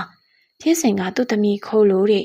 လက်ခုပ်ဆိုတာနှစ်ဖက်တီးမှမြည်တာမင်းကလေးဘက်ကဆန္ဒမပါပြီးခိုးတာမဖြစ်နိုင်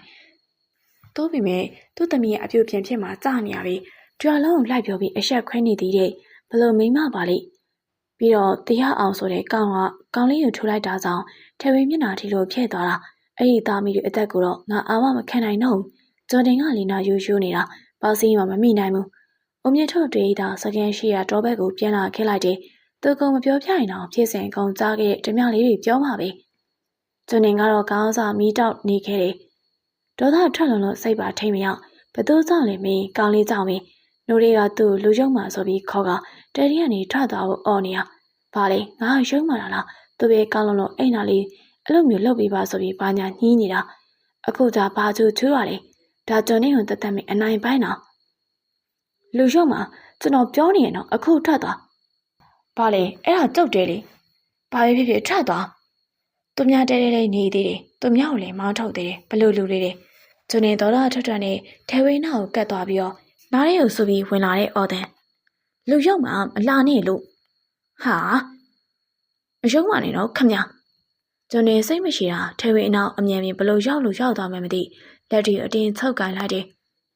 ရုံမှချင်လို့ခေါ်လာတော့မယုံမှနေဆိုတော့တုတ်ကလာထိုင်ကြည့်နေရမှာလားခမပုံကြီးကလာတဲ့မျက်နှာကြောင့်အနောက်ကိုစုံမိလေတယ်နောက်ဆုံးတော့အရှိရလူပို့တိုးလာတယ်နားထောင်တုတ်ကရုပ်ပဲရုံမှတက်တော့ပြန်တော့မချော့တတ်ဘူးခမကိုတော့ချော့ခိုင်းနေလို့လေမင်းလေးအချော့ခံခြင်းနေမှာမဟုတ်ဘူးလားဘသူပြောလေညသာထမင်းစားချိန်ရောက်လေပြီကျွန်းနေခုတ်ချိန်ကြီးတဲတဲရထွက်မလာသေးဒီနေ့တော့ဓမြလေးတွေရဲ့မိမတွေကဘွယ်ရချက်ထားတဲ့တက်ကြော်နဲ့ဟင်းခါရီတက်ကြော်ပွင့်တော့အရက်နဲ့မီးလို့ရမယ်ဟင်းခါရီကအကြောင်းမဲ့ချက်တာမဟုတ်ဘူးဓမြလေးကြော်သူရဲ့မိမကလေးမွေးထားလို့ပြီးနှုတ်ရည်ထောင်ဟင်းခါတောက်ရမယ်ဆိုလို့ကျွန်းနေချက်ခိုင်းထားတဲ့ဒီကောင်ကလေးကိုကြည့်တော့ကတော့ရုပ်ဆိုးတဲ့လေးပါလေးနဲ့ကိုရမှာအသေးချနေတာသိပါအုံမြင့်ထုတ်စိတ်ထဲမှာတွေးကပါစက်ကြီးရွက်လာရတယ်ဟာဦးလေးပါစက်ကြီးရွက်နေပြီလေဖြန်းနေရလားကျော်သူစော်မင်းညံထိုးတော့အတင်းလောက်ရန်ကအော်လေတယ်ဘာလားခုကကိုရွက်ရတာမှကောင်းကောင်းမရွက်ရအောင်ဖင်းငုတ်တယ်ဘာလဲကွာငါကောင်းကြီးရှိသေးတယ်တတ်မာတော့မိမတော်ယူလို့ရသေးတယ်ယူမဲသူလည်းမရှိပဲနဲ့အပိုးလေးပြောပြန်ပြီဦးမြင့်ထုတ်မကြောင်ပြောပြီးမြဲနားရန်ပါလေဦးမြင့်ထုတ်ကြားပြအောင်ကြားလေတယ်ဟဲ့ကောင်လေငါရုပ်ငါရည်နေဆိုရင်ပဲမိမမဆိုကောင်းခောက်ယူလို့ရတယ်ကွာဘိုးကျွန်းနေကပူချော်တယ်သူကငါးနောက်မှာပေါက်တဲ့အကောင့်ပါကွာသူနဲ့ငါနဲ့ရုပ်ချင်းစင်တာပဲငါပူချော်တာဘိုးကျွန်းနေကြားရင်လဲသေးသွားမှာပဲဘာတွေပြောနေကြလဲအနောက်ကနေဟိန်ထွက်လာတဲ့အတန်းကြောင့်ဓမြရီအကောင်လှဲကကောင်းကုန်သွားကြတယ်နေရာမရှိတဲ့ကျွန်းတွေကျွန်းနဲ့မြန်ကောင်တွေတွန့်ကျိုးနေပြီကြည့်ရတာကောင်းလေးနဲ့ရံဖြစ်လာတဲ့ပုံရံဖြစ်ရုံနဲ့မကောက်တက်ပါချသွားရမှာဟုတ်အောင်ဦးမြင့်တို့ပြောချင်နေတဲ့စကားတွေကိုရင်ထဲမှာသာသိမ်းထားမိရဲ့ကိုသေးတာဆိုတော့ပြောလိုက်ရင်လည်းစိတ်ထိခိုက်သွားမှလည်းကြောက်ရသေးတယ် ခမရဘာသတင်းတွေရှားခဲ့လဲဘာလဲမသိပါဘူးဟာခမရမနေ့ကနာမည်ရွာစီဘာသတင်းတွေရှားခဲ့လဲလို့ဩအဲ့ဒါလားဟုတ်တယ်သူသိချင်လို့မပြောဘဲနဲ့နှကန်းကြီးစုကအသေးရစရာရှင်နေကနေဆွဲစိတ်ချင်တာလဲကလိကလိအုံမြင့်ထုတ်လက်ရကကျွန်းနေပစက်ကိုပိတ်ရိုက်ချလိုက်တယ်ခမရဘာလုပ်တာလဲကျွန်းနေလန့်ကမျက်လုံးမှာပြူတယ်ဘာကိစ္စရှိလို့သူကအရိုက်ခံရလဲညမအိမ်ရတဲ့ကျွန်းနေသိခဲ့ရတဲ့အကြောင်းရင်းကြားပြီးတော့အိမ်မရနိုင်အခုချိန်ကြီးကထဲဝင်းကဂိမ်းမမဖြစ်တယ်ကျွန်းနေကအောက်မှာကျွန်းနေသိချင်တာတွေများနေရဲ့တော့ပေမဲ့မိလိုက်လို့ဆိုရင်သူ့ဝင်စိတ်ဝင်စားနေတဲ့ထင်မှာဆိုလို့မမေးချင်းရင်နဲ့ကလိကလိနေတာအချိန်အားဖြင့်မနဲ့၄နိုင်ဝန်းကျင်ရှိနေပြီးကျွန်းနေအိမ်မရပါလေဂိမ်းမော်ကလူသားတွေကအိပ်ပျော်နေလေတယ်ဘာနာလည်းကိစ္စမရှိဘူးထင်တယ်ဘာလို့ရမှာလဲကိုကိစ္စမှမဟုတ်တာဘာလို့သိချင်ရမှာလဲ9နိုင်ဝန်းကျင်မှာတော့ကျွန်းနေမနေနိုင်တော့ပါဟဲ့ထောင်ကျွန်းနေပခေါင်းနဲ့အတင်းလောက်ကနိုးတာကြောင့်နိုးလာတွေထဲဝင်ကျုပ်မေးကြရှိတယ်ဘာလဲမင်းကမိမခိုးဘူးလေဆိုထဲဝင်ကောင်းတာညှိလိုက်တယ်အိမ်နေရအတင်းလို့သူကနိုးလာတာလူကမထချင်ဘာလို့ခိုးရလဲသူများသားသမီးကိုထဲဝင်အိတ်ချင်စိတ်မပြေသေးအောင်မျက်လုံးကပြူးသွားတယ်သူကရောသူများသားသမီးကိုခိုးလာတာမဟုတ်ဘူးလားခမရရောကျုပ်ကခိုးတာမဟုတ်ဘူးယူလာတာအတူတူပဲလေမတူပါဘူးထဲဝင်ပြန်မငင်းတော့ဘလို့လူလဲမသိအမြဲတမ်းသူသိသူသက်ဆရာကြီးကျုပ်သိတယ်အမှန်တိုင်းပြောပြမင်းကအဲ့ဒီမင်းကလေးကိုခိုးတာမဟုတ်ပဲအဲ့ဒီမင်းကလေးကမင်းကိုခိုးသွားတာမဟုတ်လားဘလို့သိထဲဝင်မျက်လုံးလေးဝိုင်းကအံ့ဩတဲ့ပုံစံလေးနဲ့ကြည့်တော့အဲ့ဒီမျက်လုံးကအယံအောင်လာတယ်ဘယ်သူမှမမြင်အောင်ဖတ်ထားခြင်းနဲ့ဒီတိုင်းပဲကျုပ်ကိုအကုန်ပြောပြဘာလို့ပြောပြအောင်မလဲမပြောပြပါဘူးရရလေမပြောရင်ပြောလောက်လုံးရတာပေါ့ဘာလဲအဲ့ရပေါ်နေထားပြီးဂရီမော်တက်လာတဲ့သူကြောင့်ထဲဝင်းနှလုံးခုန်လုံးလေးမြင်လာရတယ်ထဲဝင်းလက်နဲ့သာကာပြောလိုက်တယ်ပြောပြမယ်ရက်တော့လူကျင်တော်ရတော့ချက်ချင်းရက်သွားတော့ဘလို့လူမဲမသိဘူးပန်းဦးရှိရင်ပန်းဦးနဲ့ကောက်ထုတ်ခြင်းနဲ့တပ်ပြင်းချကဖြစ်ချောင်းကုံစင်ပြောပြလေးရဲ့ကျွန်းနေနဲ့တေချာအယုံဆိုင်ပြီးနားထောင်လေးတယ်ပြောလို့ပြီးတော့ကျွန်းနေမျက်နှာပါမမဖြစ်တဲ့အမှုရမှာဗျာပြန်အိတ်တော့ကျုပ်လေးသွားချာရှိတာသွားမယ်ထဲဝင်အိယာလီမှသာပြန်လဲလိုက်တယ်ဒါနဲ့သူကဘဲသွားမလို့လေမနဲ့အစောကြီးကျွန်းနေမင်းတို့လို့နားမလဲဘူးလားဘာလို့မနဲ့အစောကြီးနာမည်ရွာသွားပါလေအောင်ချမိမဖြစ်သူအိတ်ကောင်းနေချင်းအလိုက်မသိတဲ့ကျွန်းနေကမနဲ့အစောကြီးနာမည်ရွာသွားမယ်ဆိုတာကြောင့်ဓမြလီတွေအတင်းနိုးပြီးမြင်းနေထွက်လာရတယ်ယောဂရှိခောက်ထုံးနဲ့ဘာဖြစ်လာပြန်တာလဲမသိဘူးအဲကျွန်းနေနဲ့ဒုနာသားလေးခွေးသားလူလောကတွေမရောက်သေးတဲ့ငှသားနဲ့အတူတူပဲအချိန်ကောင်းဆိုအမြင်နဲ့အဖြတ်ဝင်နေကျွန်းနေဓမြတိုက်လို့လားအဲ့ရွာတိုက်တာမကြသေးဘူးလေကွာမဟုတ်ဘူးအဲ့ဒါဆိုပါလေလိုက်ခဲ့စမ်းမရှာမရှိနဲ့ငါမင်းတော့ငါတငယ်ချင်းဖြစ်နေလို့ဒုနာသားလေးဖျက်လိုက်ချင်တာစိတ်ကိုမနေထိန်းတာလားနမန်းရွာကိုရောက်တာနဲ့တနက်ကိုအဆက်မပြတ်ပြစ်လေတယ်တရွာလုံးကကလေးရောခွေးမမကြမ်းမသူမှမလုပ်ရင်ကျွန်းနေတော်ရီကိုမဆိုင်ပါသူ့လိုချင်တာတခုလေးအဲ့ဒေါ်နုနုတို့မိသားစုတွေကိုသိရင်သိမသိရင်ရှင်လက်နဲ့သိအောင်လုပ်ချင်တယ်တောင်းမှပါလေရှင်ကျမတို့ပါအမများလှုပ်မိလို့လဲခွင့်လွှတ်ပေးပါရှင်အမေဘာလို့တောင်းမရမှာလဲတမယောက်ဆိုတော့မကောင်းမှုလုပ်နေတဲ့ယွန်းစရာကောင်းနေတရားအောင်ရဲ့အငြိမ်မနေတဲ့ပါဇက်တရမ်းတာကြောင့်ကျော်နေရဲ့ဒေါ်သားဂိတ်ဆုံးရောက်သွားတယ်တေစင်တဲ့ကောင်တေးဖို့ပဲတန်းနေကျော်နေဓမြလေးကိုအကြည့်တစ်ချက်ပေးလိုက်တယ်ဓမြလေးကချက်ချင်းမတုံမဆိုင်မီတနက်ကိုတရားအောင်နှစ်ဖူးကိုချိန်ကပြစ်ချလိုက်လေတယ်တာဒေါ်နနုငဲတန်းပေါင်းအော်လီရော်တယ်သူ့မှာဒီသားတယောက်ပဲရှိတာမဖြစ်ဘူးမဟုတ်ဘူးအယူလို့အော်ကတားဖြစ်သူအလောင်းကိုဖတ်ထားမိလေတယ်ဒေါ်နနုရင်မမသွေးတွေလည်းပေးကြံနေခဲ့တယ်ညံ့သူဟုတ်ကဲ့ပို့ကျွန်းတယ်မိမကောင်းပါလေးရှိလားဗျာမေးတာပြီဟုတ်မရှိပါဘူး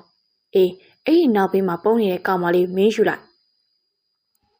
ကျွန်းနေလည်းညိုထိုးပြရင်နောက်ဘေးမှာပုံနေတဲ့သူကရွှေရတီပင်ရွှေရတီကိုသေးခွင့်မပေးသေးဘူးထဲဝင်းကိုလှုပ်ခဲ့တယ်လို့မျိုးလှုပ်ကြမယ်တသက်လုံးစိတ်ဆင်းရဲကိုဆင်းရဲနဲ့နေခိုင်းမယ်ညံတိုးခေါ်ရနောက်တော့ရက်ကန်နဲ့ပါလာတဲ့ရွှေရတီတမီဒေါ်နနုမှာတော့တကယ်အယူတစ်ပိုင်းလိုဖြစ်နေတယ်ညံတိုးရဲ့ခြေထောက်ကိုဖက်ကမခေါ်သွားဖို့တောင်းမှန်နေတယ်ညံတိုးလည်းမတတ်နိုင်တဲ့အစုံစောင့်ကန်ကထားခဲ့လေတယ်ရွာရီကပြန်ထွက်သွားကြတဲ့ဓမြတွေအထွက်လမ်းမှာဦးမြင့်တို့မင်းကလေးတောက်ကိုမြင်းနဲ့ပုတ်ထိုင်းမိလေတယ်ပါလေသိချင်နေရလား ဦးမြင့်ထွန်းအော်လိုက်တာနဲ့မောကြည့်လာတဲ့မင်းလေးကြောင့်ချက်ချင်းမှတ်မိသွားတယ်။မမြခင်ခမချက်တော့လေနာအော်ပါခင်ရသေးတယ်။မသိလို့ပေါ့သိလို့ဆိုရင်ဒီလန်ဘယ်လာပါမလဲ။မောကြည့်ပြီးတော့ဒီမျက်နှာအတော်လေးကိုရှင်းနေတယ်။တနေရာဒါမှမဟုတ်ဟေးအဆင်ပြေလား။မြင်းမောကဦးမြင့်ထွန်းအော်ကမှသတိပြန်ဝင်လာတယ်။ဒါပေမဲ့မပြောရဘူး။ပြောရင်ချက်တော့ကိုစင်ချိုးတော့မှအကောင့်နဲ့အကန်ဖြစ်ဦးမယ်။ဟုတ်ကြည့်ပါနဲ့။အဲ့လိုပြောလိုက်တဲ့အခါထိုလူကမြင်းကိုအမြန်မောင်းကထွက်သွားလေ။ထိုကမှရွာရဲလူတွေကသူ့ကိုဝိုင်းထုတ်ပေးကြတယ်။ခုနဓမြရှိနေတော့ကနားထောင်မကက်ရဘူး။ထေဝင်ပြင်းတဲ့တဲပြင်ကိုထွက်ကြည့်လေတဲ့မိန်းကလေးတွေကလည်းရင်ညီတီဓမြကိုမှမတွေ့ဓမြသွားတိုက်ကြလားတနေရာမှာမိမတွေကအုပ်လိုက်ပြီးဟင်းချက်နေကြတာထေဝင်သိချင်လို့သွားကြည့်ပြီးတော့အကောင်လုံးအန်ဟောကလက်ထရဓာတ်တွေထေဝင်ကိုရွှေလေတယ်။ဘာလို့ထွက်လာလဲအထဲပြန်ဝင်မဟုတ်ဘူးကျွန်တော်ထွက်ပြေးဖို့စဉ်းစားနေလားမဟုတ်အထဲပြန်ဝင်ဓမြမိန်းမဆိုပြီးအထင်မသေးနဲ့နော်ကျုပ်တို့အကောင်လုံးအဖမ်းတော်တယ်အခုသားကောင်းနေအကောင်ကျုပ်တို့ဖမ်းထားတာယောက်ျားတွေသုံးစားမရပါဘူးအေးဟုတ်ပါ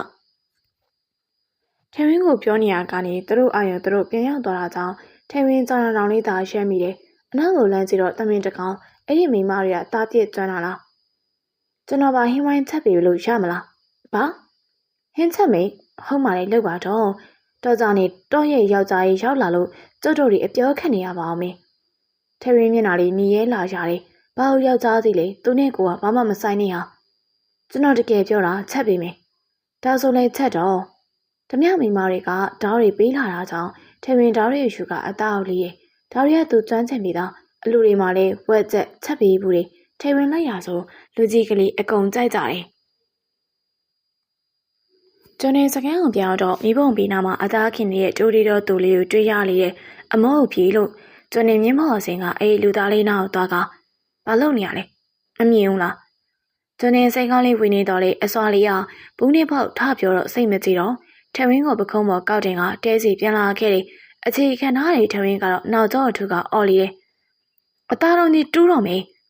ဂိမ်းမော်ပြေးချလိုက်တာကြောင့်ဖိနေနေအောင်သွားရတယ်ခမ ्या ဘလို့ဖြစ်နေရလဲမင်းကအရန်စော်တာပဲစော်တော့ဘာဖြစ်လဲစော်တော့ကြိုက်တယ်မြမကားရထဲရလို့မရှိတဲ့ဦးလေးတော့ကြောက်ခွဲသွားပြီမနက်ခင်းလေးတစ်ခုမှကျွန်နေစိတ်မြင်နေပြီနဲ့ထဲဝင်းမနေ့ကကင်ထားတဲ့သမင်သားတွေစားနေတယ်ချုပ်ပြီးမွေးရနေရောပဲအစော်လေးကင်ထားလို့ပူစားလို့ကောင်းတာဖြစ်မင်းအစော်လေးရမထားသေးကြည့်ရတာညတော်တော်ပြင်ပန်းသွားပုံပဲထိုချိန်ဆိုရင်အရန်လိုက်ပါလားယောက်ျားဆိုပြီးပါဇက်ကကိုမချတာကျွန်တဲ့နောက်ကိုလဲမကြည့်ပြီးအသားကင်တွေကိုမမြင့်ကြီးစားလိုက်အရက်တောက်လိုက်လှုပ်နေတာထဝင်းတဲအဝင်ဝါမှာရက်ကကြည့်နေတယ်ကင်တော့ကမြေကြီးကိုတုတ်လိုက်ရမှာစားမကောင်းလို့လေထဝင်းရေချိုးချင်တာကြောင့်ကျွန်တဲ့နောက်သာသွားလိုက်တယ်ဒီမှာကျွန်တဲ့လဲကြည့်လာတယ်ရုပ်ကလှုပ်ချင်တာရထားတော့အောင်နိုင်သူအပြုံးနဲ့ရေချိုးချင်လို့ချိုးလေကျွန်တော်ကအဝေးစားဖို့မရှိဘူးကျုပ်ဟာတွေယူဝေးလိုက်မဝစ်ချင်ဘူးအရက်နဲ့နန်းနေကျွန်တော်တပြင်းချလိုက်တယ်ဘလို့လို့လေသူမြောက်အပြစ်ပြောနေတာအဲ့လောက်လေးမနှမ်းပါဘူးခုနှစ်ရက်ဝစ်ပြီးရင်တခါလျှော်ရဲဟာတသက်မဲ့ဖင်ကောင်းကျက်နေတာမဝစ်ချင်နေဖင်ပြောင်နေတာလေခမ ्या ကြည့်ရတာစိတ်ကောက်သွားတဲ့ပုံချောင်းဘက်ကိုဆင်းသွားလေအနောက်ကနေလိုက်ချောင်းမှထမင်းချောင်းနဲ့ဆင်းသွားသည်မှာအပေါ်ပိုင်းအဝေးစားမပေါပစိုးတစ်ထည်နဲ့တောင်ဘာမှကိုလည်းသတိမထားမိဘူးခြုံပင်တွေအနောက်မှာအပြိုင်ချောင်းစီနေဓမြလေးနှစ်ယောက်လှတယ်ကွာအသားရည်ကချောင်းမွေ့နေရပဲအေးချောင်းကြီးကအတန်တွတ်နဲ့ကြိုက်နေကြတဲ့ဓမြလေးတွေအနောက်ကနေအတန်နဲ့ကြီးတစ်ခုထွက်လာတယ်မင်းတို့တွေဘာလုပ်နေတာလဲထဝင်းတန်ကြတော့လှည့်ကြည့်လိုက်ရခြုံကဲတကွေမှာကျော်တင်နဲ့ဓမြလေးတွေကိုတွေ့လိုက်ရတယ်လမ်းကတစ်ဖက်ကိုလှည့်လိုက်တယ်ယောက်ျားချင်းရှက်စရာမလိုပေမဲ့ဒီလိုအချိန်ကြီးရရှက်စရာကြီးထွက်သွားကြသွားဟုတ်ဓမြလေးထွက်သွားတော့ကျွန်နေအစော်လေးကိုပြန်ကြည့်မိတယ်အစော်လေးရှက်နေတဲ့ပုံကျွန်နေနှကန်းတို့တွန့်ကျိုးသွားတယ်ချောင်းဘက်ကိုဆင်းသွားလိုက်တယ်ထမင်းကကျွန်နေလာလဲတွေ့ရောသူ့အင်ဂျီကိုပြန်ဆွဲဖို့လုပ်ပေမဲ့ကျွန်နေကသူ့ရေးရဲဆွဲချကနမ်းလိတော့တယ်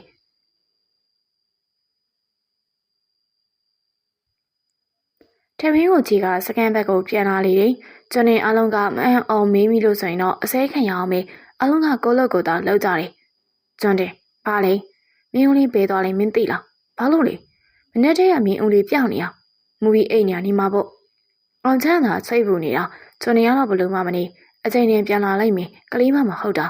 အောင်ချမ်းလေးဟိုလူကိုစိတ်ပူရဒီလူကိုစိတ်ပူရနဲ့သူ့မိမပိုက်ကြီးနေတာ ကိုမိမကိုလည်းကြိုးစားရသေးတယ်။ဒေါ်နုတရင်ကိုအေးရွာတွေမကတခြားရွာတွေကပါနမဲကြီးနေတော့တယ်။တားလေဓမြတွေတက်လို့တေးအောင်သမီးတွေဓမြမရဖြစ်ရနဲ့ဒေါ်နုခမအယူလုံးဖြစ်ရတယ်။ဒေါ်နုယောက်ျားလွန်ခဲ့တဲ့9နှစ်ကဒေါ်နုကိုပြစ်သွားခဲ့လေတယ်။ဒေါ်နုဟာအယံမာနာကြည့်ပြီးစကားပြောလေကျန်းလေတယ်။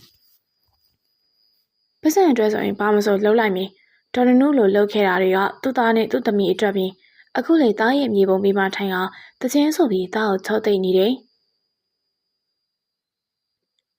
အလုံးကအိမ်ကိုပြန်သွားခေါ်လေခဏပါပဲသူသားမြေပုံပြမအချိန်တိုင်းထိုင်နေတယ်အခုဆိုဓမြဘူကျွန်းနေလို့ပြောပြီးတော့ငုံနေတဲ့ကလေးဟောင်းနေတဲ့ခွေးကပါတီးကနေဆိုတော့တိတ်ဝင်သွားရတယ်စစ်သားတချို့အဲ့ဒီရွာကိုရောက်လာတယ်ထိုစစ်သားတွေကကျွန်းနေအောင်လိုချင်နေသူတို့လက်ထဲမှာကျွန်းနေရဲစရာကျွန်းမှုရှိတယ်တို့ပေမဲ့သူတို့သိထားတာကနမဲတစ်လုံးနဲ့ကျွန်းတယ်နေတဲ့နေရာနမဲရင်လေကိုရေးကိုရအချက်လဲဆိုတာဘာမှမသိရစစ်ဘူကတော့အခုချိန်នេះလက်မလျှော့ပဲရှာနေတယ်ရွာရဲ့ငပြောတော့တနေရာမှာမမြခင်အမလီဘလို့တော့မပြောပြင်နောက်ကနေဘွားကနေပေါ်လာတဲ့အုံမြင့်ထောက်ကြောင့်မမြခင်ခမလှန့်သွားရတယ်ဒီတစ်ခါအုံမြင့်ထောက်နှကမ်းမွေရိတ်လာတာကြောင့်မမြခင်အမတ်မိပါလေကျွန်တော်မမြခင်ကိုကြိုက်လို့အဖြေပြန်ပြီးပါရှင်ဘလို့ဤအခုပေးပါနော်ဘလို့ဤဖြစ်နေတာကျမလက်ကိုလွတ်ပါလက်ကိုအတင်းဆွဲကအဖြေတောင်းလာတာကြောင့်မမြခင်ရက်ကရုံးမိတော့တယ်အဖြေတောင်းတာကလေအနုကျန်စေသလားမှန့်ရတယ်လောက်ပါမမြခင်ရဲ့စဉ်းစားအောင်မေတော့တကယ်လားဒါဆိုမနေ့ပြန်တင်နေမှာတွေ့မယ်ပြောချင်တာပြောပြီးထွက်သွားတဲ့သူကြောင့်မမြခင်ပါဇက်အောင်သားနဲ့မနေ့ပြန်နဲ့ဘာလို့လားမှလဲအားရှာထရင်စကန်မနေရကြတော့ပြောလာလေတယ်အရန်လိုထွက်ပြေးချင်စိတ်မရှိဓမြလေးတွေရဲ့ကလေးတွေလည်းရှိတော့ပြင်းရင်အတူတူဆော့လို့ရတယ်ခံမန်းချိန်နဲ့ပြောရမယ်ဆိုရင်3လဝန်းကျင်ရှိမယ်ထဝင်းမပြင်းရအောင်ကျွန်းနေစောက်တီယူလာပြီးတယ်တနေ့မှတော့ညသကောင်ရဲ့အချိန်မှာကျွန်းတင်ရေလှုပ်ပါအောင်ငါမိမဘာဖြစ်တာလဲမသိဘူးကျွန်းတင်ရောထဝင်းမှာနှိုးလာရလေတဲ့တဲပြင်ဘက်ကိုအမြန်ထွက်လာတော့တယ်ဘာဖြစ်တာလဲဘိုင်းနာလေးပြောပြီးတတိမိသွားတယ်ထဝင်းလန့်သွားတယ်ပြီးတော့ပြာသွားတယ်ဒါဆိုလက်သက်ခေါ်လေအော်အေးထိုကမှအောင်ချက်နဲ့ဓမြပူလေးတယောက်ကရွာတစ်ခုဘက်ကိုအမြန်ထွက်သွားတယ်။ထိုမိနစ်တဲ့အခန်းထဲမိမတွေဝင်ကမိခင်ဖြစ်သူနှိုးလေကြတယ်။ထေဝင်းနဲ့ကျော်နေမှာတခြားတွေရွာပါစောင့်နေကြတယ်။ခဏကြာမှကြားလာရတဲ့မိခင်ရဲ့အော်တန်။မိအေးနိုးရီထနေ။မိအေးအောင်ချက်မိမနမေထေဝင်းရဲ့မိကုံပြန်ပြေးလာတဲ့ကျော်တယ်ကအရင်ထက်ကိုနုံညံ့နေတာ။အစွာလေးဘာလဲ။မင်းရောကလေးမလို့ကြုံလား။လို့ကျင်နေ။ထေဝင်းပြန်ပြေးလာတဲ့အဖြစ်ကိုကျော်နေသဘောကျစွာရှိလေတယ်။တကယ်လို့ဒီလှလေတာမင်းကလေးဆိုရင်တော့ကလေးတွေအများကြီးမွေးရမှာအာမခံနိုင်နေမင်းရဲ့ယောက်ျားလေးလေဘယ်လိုလုပ်ကိုဝင်ရမှာလဲမိမယူမှာပေါ့မယူရပါဘူးယူမှာထိုကမှာတော့ကျွန်းနေတော်တော်လေးကိုသဘောမကျပါသူ့ဖြစ်ပြီးနောက်မရယူချင်နေရကျုပ်ကိုလာမစမ်းနဲ့နော်ဒီမှာနေရုံမှပြလိုက်မင်းခမရတော့ကလေးငိုတန်ကြားလိုက်ရတယ်ယောက်ျားလေးတော့ယောက်ျားလေးဟဲ့မီအေးသတိထားအောင်လက်သေးတော့ခေါ်တဲ့သူတွေကလည်းပြန်မလာသေးကလေးကမွေးသွားလေပြီသူ့မိမေဓမြမိမတွေကကလေးကောင်းကောင်းမမွေးတတ်တာကြောင့်တခုခုမှားပြီးမိအသက်ဆုံးရှုံးရလေတော့တယ်ထိုကအောင်ချန်တို့ပြန်ရောက်လာတယ်သူ့မိမေလက်သေးပါမလားလက်သေးရခီးထွက်နေရ2လရှိပြီတဲ့အောင်ချန်ပြောနေကလေးငုံတန်ကြားတာကြောင့်ရီမက်တစုံခုံလာခဲ့ရတယ်ကြောင်မဆုံးသေးတရင်ကြားလိုက်ရတာကသူ့မိမမိအေးစိုးမိတယ်လေအောင်ချန်ရဲ့အဲ့ဒီညမှာပဲဒူးတော့မခိုင်တော့ပဲခွေကျသွားတယ်မဟုတ်ဘူးသူနေထဲဝင်မဟုတ်ဘူးလို့ငါ့ကိုပြောစမ်းပါကွာကျွန်းရင်ကတော့အသေးမှသူမဟုတ်ဘာမှပြင်မပြောပေမဲ့စိတ်ကိုလျှော့ပါအောင်ချင်ရမိမမီအေးမရှိတော့ပေမဲ့မင်းရဲ့သားလေးရှိသေးရဲ့လေမဟုတ်ဘူးမီအေးပြန်လာပါဟာ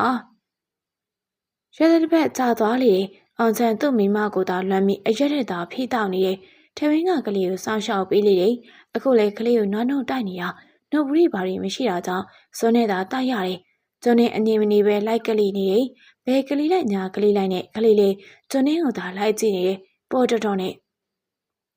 တသားကြီးပါစက်ဟပါအောင်။ထေရင်နှုတ်တဲ့နေရာကိုကြည့်ကကျွန်းနဲ့ထေရင်ရဲ့ခါလေးကိုဖက်ထားလေတယ်။အစွာလေးချစ်တယ်မချစ်ပါဘူး။လူကြီးညောင်စကားပြောနေအောင်သူ့မြူနေတဲ့ထင်တယ်နဲ့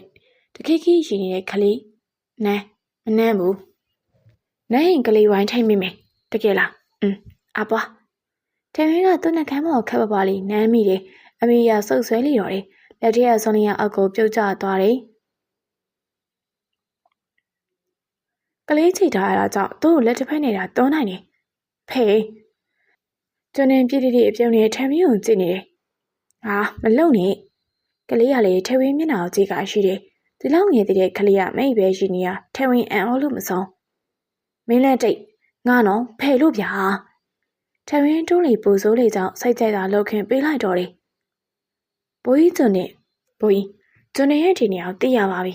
အေးတပတ်ခါဆိုရင်ကျွန်းနဲ့ကိုရှောင်းဖမ်းရမယ်ဟုတ်ကဲ့ပါဘိုးကြီးပြောကအလေးပြုပြီးထွက်သွားတဲ့စစ်သားလေးနှစ်ဦးကျွန်းနဲ့ထဝင်းရဲ့အတန်တိတ်စစ်ပွဲလေးကကလေးအိမ်ညာကြောင့်နိုးတော့မှလေစိုးရတယ်ကျွန်းတင်လို့မိမေကျွန်းတေလို့ပဲပေးမယ်အဲ့ဒါခမည်းနဲ့မယ်ကြီးလေတိဟလို့ပဲပေးမယ်ကျွန်းတေတိဟအဲ့ဒါကျုပ်တငယ်ချင်းရဲ့ကလေးဒါမဲ့ကလေးကိုကျွန်တော်ပဲပြုစုလာတာလေကြောင်နဲ့တောင်အရှော့မပေးကြပါနောက်ဆုံးမှကျွန်းတင်သာနိုင်နေတယ်ပါနီလန်တုံလိုက်လေဆိုတော့ဟုတ်နီလန်လူရုပ်မှာမင်းကြောက်ထဲဦးပါပဲကျွန်းတွေတို့နေတဲ့နေရာကိုတည်တဲ့စစ်ဖို့နဲ့စစ်သားအများစုပါတဲ့တက်ကတော်တဲ့ကိုလိုက်ရှာကြလေတယ်တောကမန်ဒီတို့ပေမဲ့ဘယ်နေရာကမားတော့လေတေချာပေါက်ထီညာမှာရှိနေရမယ်တဲခုံပဲရှိနေတဲ့တဲတွေကိုကြည့်ကစစ်ပူတွေဒေါသထွက်နေရဲ့တေချာပေါက်ဒီတဲ့ရင်ကိုမပြန့်တော့စစ်စင်ထားပါတော့လေကျွန်နေတော့ထွက်ပြေးသွားလေပြီမင်းတို့တောက်တော့မကြောက်တော်တော်အလွန်ထွက်နေတဲ့စစ်ဘူကစစ်သားတွေကိုဖိကအောင်ငေါက်တော့တယ်တောင်းမမာလေပူကြီးတောင်းမယုံနဲ့မပြီးဘူးအခုချိန်ကျွန်နေရှိနေညာသွားရှာသွားဟုတ်ကဲ့တောက်ခောက်တန်ခက်တဲ့နဲ့အတူပစ္စည်းတွေကိုပါပောက်ခွဲဖြစ်နေတဲ့အတန်တွေကြားလာရတယ်စစ်ဖို့ထိမ့်မနိုင်သိမ့်မနိုင်ဒေါသထွက်နေလေပြီကျွန်နေဆွဲခေါ်ရနာကိုရက်ကန်နဲ့ပါလာတဲ့ထဲဝင်နေအောင်ခလိန်နိုးတော့မယ်မရဘူးရွာရောက်မှနားရမယ်ဒီမှာခလိန်နိုးရင်ခမည်းပြန်တိတ်မှာလားအတန်ကျဲတဲ့ပြင်ဒေါသတန်မှာဆွတ်နေရကြောင်းဒေချာပေါင်းစော်တိန်လာလေဒေါသထွက်နေလေပြီနတ်တရပါကြောင်းမှမရှိပဲရုပ်ချက်ပစ္စည်းတွေသိမ်းပြီးအပြင်ခေါ်ထုတ်လာတာမို့ထမင်းကလေးချီကလိုက်လာရတယ်ကလေးထုတ်တွေကတော့ကျွန်းနေမဲ့ကင်ထားတာအောင်ချန်ကတော့လူမန်းသူငယ်မသိအောင်တောက်ထားတာကြောင့်ထန်းစင်နဲ့ပါလာလေတယ်ကျုပ်ကမအော်နဲ့အော်တော့ဘာဖြစ်လဲကလေးနဲ့ဇက်တိုက်ထားသလားမှတ်ရတယ်ထငိုလေတယ်ကလေးငိုပါနဲ့ကျွန်းနေပြောလေတော့တယ်တွေ့လားကလေးကမင်းကြောင်ငိုပြီအဲ့ဒါခမအချိုးမပြေလို့အော်လိုက်တာလေမင်းရဲ့နားလေးကိုစိုးညောင်ဝင်နဲ့အတန်ဆောင်ဖြစ်ရတာခမမင်းတို့နှစ်ကောင်တော့ပါတော့ဈားတဲ့ကလေးကငိုတာမော်ပြီးသေတော့မယ်။ဦးမြင့်ထုတ်ဝင်တောင်းလီတော့မှရက်တယ်။ကျွန်တော်တို့ထားမိနေရကြပြီ။ဓမြလေးသူ့ကိုလေတံမမာနဲ့တော့ပြောမရဘူးလေ။နရင်ကိုအုပ်ချတာအခုထဲဝင်းနေကြတော့လက်ပါဖို့မပြောနဲ့စကားနဲ့အနိုင်မယူနိုင်။မသိရင်ထဲဝင်းကရွှေချထားသလားမှတ်ရတယ်။မထီးရင်မကန်ရဲ့ဟိုဟာကြတော့လောက်ရက်တယ်။ပြောပြရင်လေလူပြိုကြည့်မှုနားမလဲဘူးဖြစ်အောင်မယ်။မင်းတို့ကလေးတနာကြစမ်းမှာကလေးကအမေကမရှိတော့အဖေကအရက်သမားမင်းတို့ပဲစောင့်ရှောက်ပေးရမှာကလေးကငယ်သေးတော့မသိပေမဲ့ကြည်လိုက်မင်းတို့မိဘတွေတဖေခင်တွဲလာမှာမင်းတို့ရံမြဲဖြစ်နေကလေးစိတ်တရားရမှာပေါ့ကျုပ်တရားတော့မမိပါဘူးမင်းတို့လေငါလှုပ်လိုက်ရင်သေတော့မယ်သူနဲ့ရွာတရားရောက်တော့တယ်တဲကိုကိုလိုအပ်လာတယ်ကျွန်နေဓမြတိုက်မဲ့လုပ်နေရကြောင်းထေဝင်းနဲ့ဦးမြင့်ထုတ်ကမနေတားဟာတည်းရဲ့ထေဝင်းကပြောတဲ့ဆိုတဲ့မို့ရွာလူကြီးကိုခဏတာတဲခိုဖို့ခွင့်တောင်းလေတယ်တဘောကောင်းတဲ့ရွာလူကြီးနဲ့ရွာသားတွေကလည်းလက်ခံလေတယ်ကျွန်နေနဲ့ထဲဝင်တဲ့ကလေးကတဲတဲသေးလေးတစ်လုံးရတယ်။ကျွန်နေသူတွေကတော့ဖုန်ကြီးကြောင်မှာဖြစ်လေတယ်။ဖိုးကျွန်နေခမရနော်လှုပ်လိုက်ရ။လှုပ်ကြည့်လေ။တဲဟိုနေရာလေးရတော့ပျောက်ကရှိသေးတယ်။ထထပေါက်တဲ့ကျွန်နေစိတ်ကြောင့်ထဲဝင်ကိုကိုနဲ့ကတ်ထားလို့မလို့ဖြစ်နေခဲ့တော့တယ်။အာနေတာဒါပဲလေ။ကြာလာတော့လူကစိတ်မရှိတော့။သွားဗျာကလေးနဲ့ပြန်ကလေးလုံနေနဲ့။အဲ့ကလေးကိုဖယ်ထားစမ်းပါ။မနှက်ပြန်လေနော်တေးစားလားဂတိဂတိထိုတော့မှထသွားတဲ့ကျွန်းင်းကြောင့်ထဲဝင်တက်ရင်လေးချမိတော့တယ်အာရှိဒါပဲလေအုံမြင့်တို့ထုံးစံအတိုင်းငပြောတို့ရှောင်းနေရဲ့ဒီနေရာထိလာဖို့ဝေးတော့ညာလေးဆရာသူတွေ့ချင်တာကြောင့်အပြေးလေးလာခဲ့ရတယ်မမြောက်ခင်အမလေးတော့ဟာလေဘလို့ဖြစ်နေရတော့စိုင်းသူတွေဖြစ်နေပြီပဲအရှာတိတ်ခါလေးတော့ရှေအောင်မှာပေါ့မမြောက်ခင်ရဲ့ကျုပ်လေးမမြောက်ခင်တိတ်ချက်တာပဲတော်စမ်းမတော်ကြီးရဲ့ကျုပ်ကိုရှိုးတိုင်းပြစ်သွားမှာပါမမြခင်ကျုပ်ကိုအဲ့လိုမပြောစမ်းနဲ့ကျုပ်မကြိုက်ဘူးတော်စမ်းမအရင်ကြီးမပြောရေးပါ မမြခင်ကအရှက်တန်လေးတွေမောင်ကအစွာလေးအမအရှက်တန်အော်ဒီမနမလိုက်ပါပေးတယ်။ဦးမြင့်ထုတ်တကယ်မမြခင်ကိုချက်ခင်မြန်နှုံးလေတယ်။ဆဆသတိမထားမိတော့ညာလေကြာလာနဲ့တိရှိလာရတယ်။အချင်းဆိုတဲ့အရာကြီးကဒီလိုပဲလားလွမ်းရပူရစိတ်မချရအေးချမ်းရနုနုရွရွလေးဘာတွေတွေးပြီးပြုံးနေရတော့မမြခင်အတန်ကြားနဲ့လက်ရှိလောကောက်ပြန်ရောက်လာတဲ့ဦးမြင့်ထုတ်ပါလေ။မမြခင်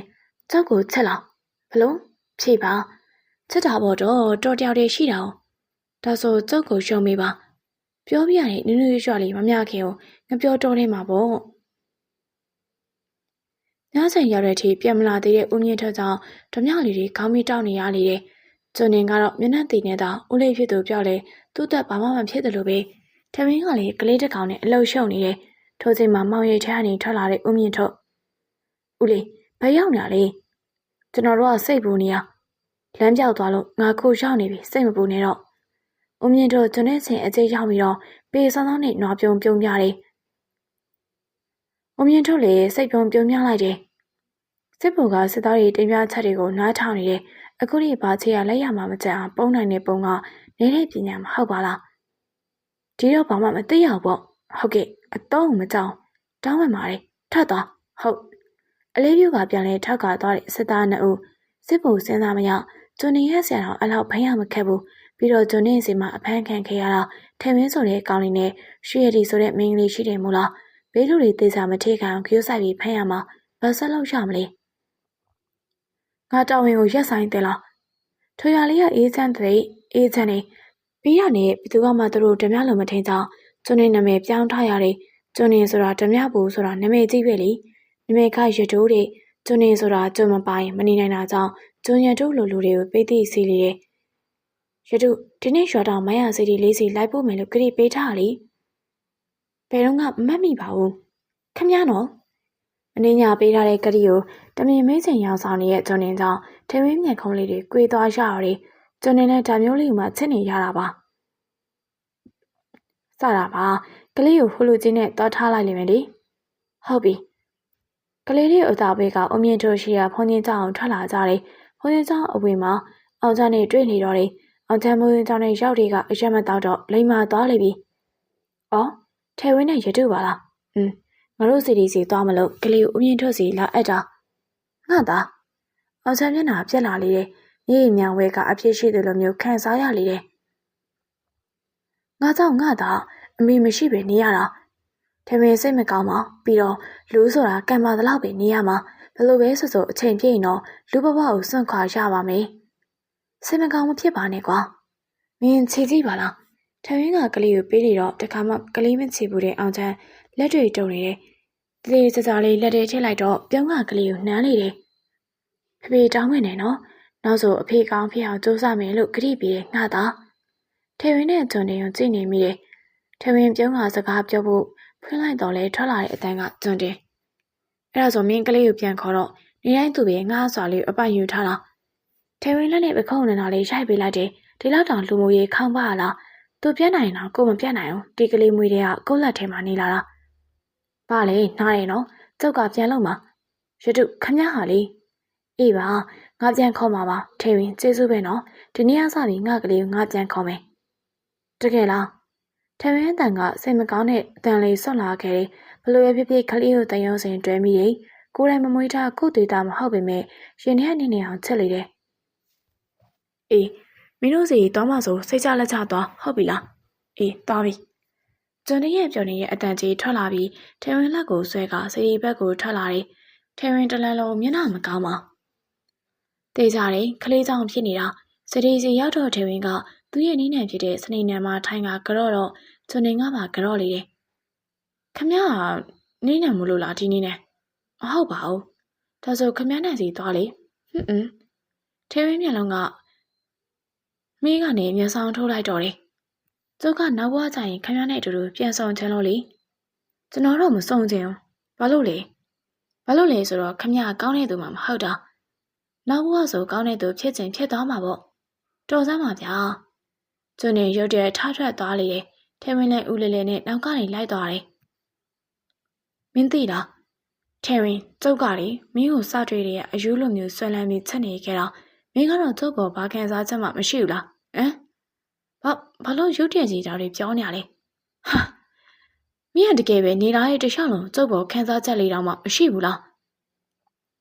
တကယ်ခံစားနေရတဲ့ပုံစံနဲ့ပြောလာတာကြောင့်ထဲဝင်စိတ်မကောင်းပြီးသူဒီတိုင်းပြောလိုက်တဲ့စကားတစ်ဖက်လိုဒီလိုခံစားသွားရစီရလားမင်းမဖြေဘူးရတယ်မင်းအရင်ပြန့်စင်နေမင်းရဲ့ရွာကိုပြင်ရမည်မနေ့ပြန်မယ်ပြင်ဆင်ထားပြောခါထွက်သွားတဲ့သူကြောင့်တန်တော်လေးသာရမ်းမိတယ်ဘာလို့လဲစားနောက်ပြီးပြောလိုက်တဲ့စကားဒီလိုကိစ္စစီစီဖြစ်သွားလားပြီးတော့သူ့ဘောစိတ်မရှိဘူးလားပြောရင်လိန်ရကြလိမ့်မယ်သူနဲ့တွေ့ရင်ရင်ခုန်တာနဲ့ထိမရအောင်ခြေလက်တွေအေးရိုးဘာလို့ဘာကန်ရမှမသိဘူးကလေးရှိလို့အဲ့ဒီຢာတွေဖုံးကွယ်ထားနိုင်ခဲ့ပေမဲ့အခုတော့မလုံနိုင်တော့ထင်ပါတယ်ညလုံးပေါကျွန်းနေစိတ်ကောက်နေအောင်ချော့နေသည်လည်းမရပါဘာမှကြည်ကြည်ကိစ္စလည်းမဟုတ်နေပါ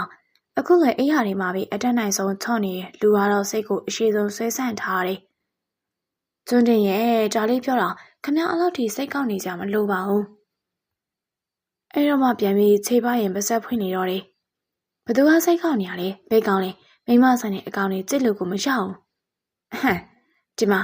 ကျွန်တော်နဲ့ခမပဲရှိတာခမကိုပြောတာပေါ့။အော်ငါ့ကိုမိမဆိုင်တဲ့အကောင်လေးနဲ့နိုင်နေပေါ့လေ။မင်းပြေးနိုင်ပြေးမပြေးနိုင်မင်းတော့ခမရင်တော့ပါစံအော်ပြီးပြေးရလီတော့တယ်။ထို့သူပြောလို့ဆိုရင်ပြောတဲ့အတိုင်းလုပ်တဲ့သူမို့ကြောက်ရသေးတယ်။အိမ်တစ်ဖက်ဖက်ပြေးနေတဲ့ထဲဝင်းနဲ့အနောက်ကနေအမိလိုက်နေတဲ့ကျွန်းတယ်။ရက်ထဲဝင်းအတင်းထားကတော့ပြင်မဲ့ကျွန်းနေကသူ့ကိုချုပ်နေတော့တယ်။ထဲဝင်းနဲ့ပြေးမနေတော့ပါမောလေးတယ်။သူပြုသမျှနှုတ်ယုံသာရှိတော့တယ်။ဦးမြင့်တို့ရဲ့တနေ့တာအလုပ်ကတော့အိတ်တယ်စားတယ်တောက်တယ်ပြီးရင်မမြခင်စင်သွားမယ်။ဦးမြင့်တို့အသက်ကြီးမှအစွန်နေပြောရမလား။မမြခင်ခင်ဗျာပိုက်ကြီးနဲ့မမြခင်အမေကငိုတာငိုနိုင်တယ်။မမြခင်အဖေကတော့သူ့သမီးမလုံးနေဆိုကအိမ်မောနေဆင်းခိုင်းတယ်။မမြခင်လည်းငပြောတော်အရှိမှရှိတဲ့တဲလိမှာသွားနေတယ်။မမြခင်အမေကတော့နေတိုင်းဟင်းလေးတွေလာပို့ပေးတယ်။ဦးမြင့်တို့ကကလေးဖေကိုသူ့ဆိုတာလူတွေမသိစေချင်ပါဘူး။သူကြောင့်သူ့ကလေးနဲ့ချဲရသူဒုက္ခမရောက်စေချင်ဘူး။ဦးမြင့်တို့ရွာပြန်လန်းလေးမှာစစ်သားတချို့ကိုတွေ့လိုက်ရတယ်။ဦးမြင့်တို့ပထမဆုံးစိတ်ပူမိတာကကျွန်းတင်။ဦးမြင့်တို့ရွာအမြင်ပြန်လာကကျွန်းတင်ကိုလိုက်ရှာရတယ်။ဒီငနေ့အိမ်မှာသွားရှာရလည်းမရှိ။ဘုန်းကြီးเจ้าမှလည်းမရှိအရက်ဆိုင်မှာတွေ့တော့တယ်။ရတုငါမင်းကိုပြောစရာရှိတယ်။ပြောဒီမှာအဆင်မပြေဘူး။မင်းတဲ့ကိုသွားမယ်။ဟုတ်ပြီခဏမရှိတော့တဲ့အရက်ပလင်းကိုမော့ကတောက်နေတယ်။သူစိတ်ချင်တဲ့တော့မှထလာတယ်။ကျွန်းတင်တို့ဒီရက်တည်းထမင်းစားရတယ်လို့ပဲမူးရလို့မခံစားရအောင်တဲကိုရောက်တော့ကျွန်းနေစစ်သားတွေဒီရောမကြခင်ရောက်တော့မှမင်းတို့မလုံးကြုံကျွန်းနေမျက်ခုံးတွေတွန့်ချိုးသွားလေတော့တယ်။ဘာလဲတင်းတော့အရင်ကအားရနေလားကုတီတွင်ကိုတူးနေကြလားမင်းထွက်ပြေးရမယ်မပြေးပါဘူးကျွန်းတင်သူကပြန်တိုက်မှာသေစီနဲ့သူသေကျွန်းတင်ဦးလေးစကားနားထောင်အောင်ချမ်းတို့သားပါပတ်စံနေနေပြီးဒီရွာနေထွက်သွားခိုင်းလိုက်အေးစနေရှိတဲ့နေရာမှာနေပါစီထမင်းကိုလည်းသူမိပါရစီပြန်လုံးလိုက်ပါတော့ထမင်းလည်းတနာပါတယ်မိနစ်တွေမှာသူ့ဘဝလည်းပြေးနေရတာကျွန်းနေကချော့ပြောရင်ရတဲ့သူမို့အမြင့်တို့လေးတန်းပြပြနဲ့သာပြောလိုက်လေတယ်သူကြည့်ရတာလေးနဲ့စဉ်းစားနေပုံအောင်ချမ်းကပြောပြရရင်ရတော့ပါတယ်ထမင်းကိုတော့မသိပါထမင်းကိုကြည့်ရတာကျွန်းနေကိုချက်နေတဲ့ပုံမြင်နော်ဦးလေးစကားနားထောင်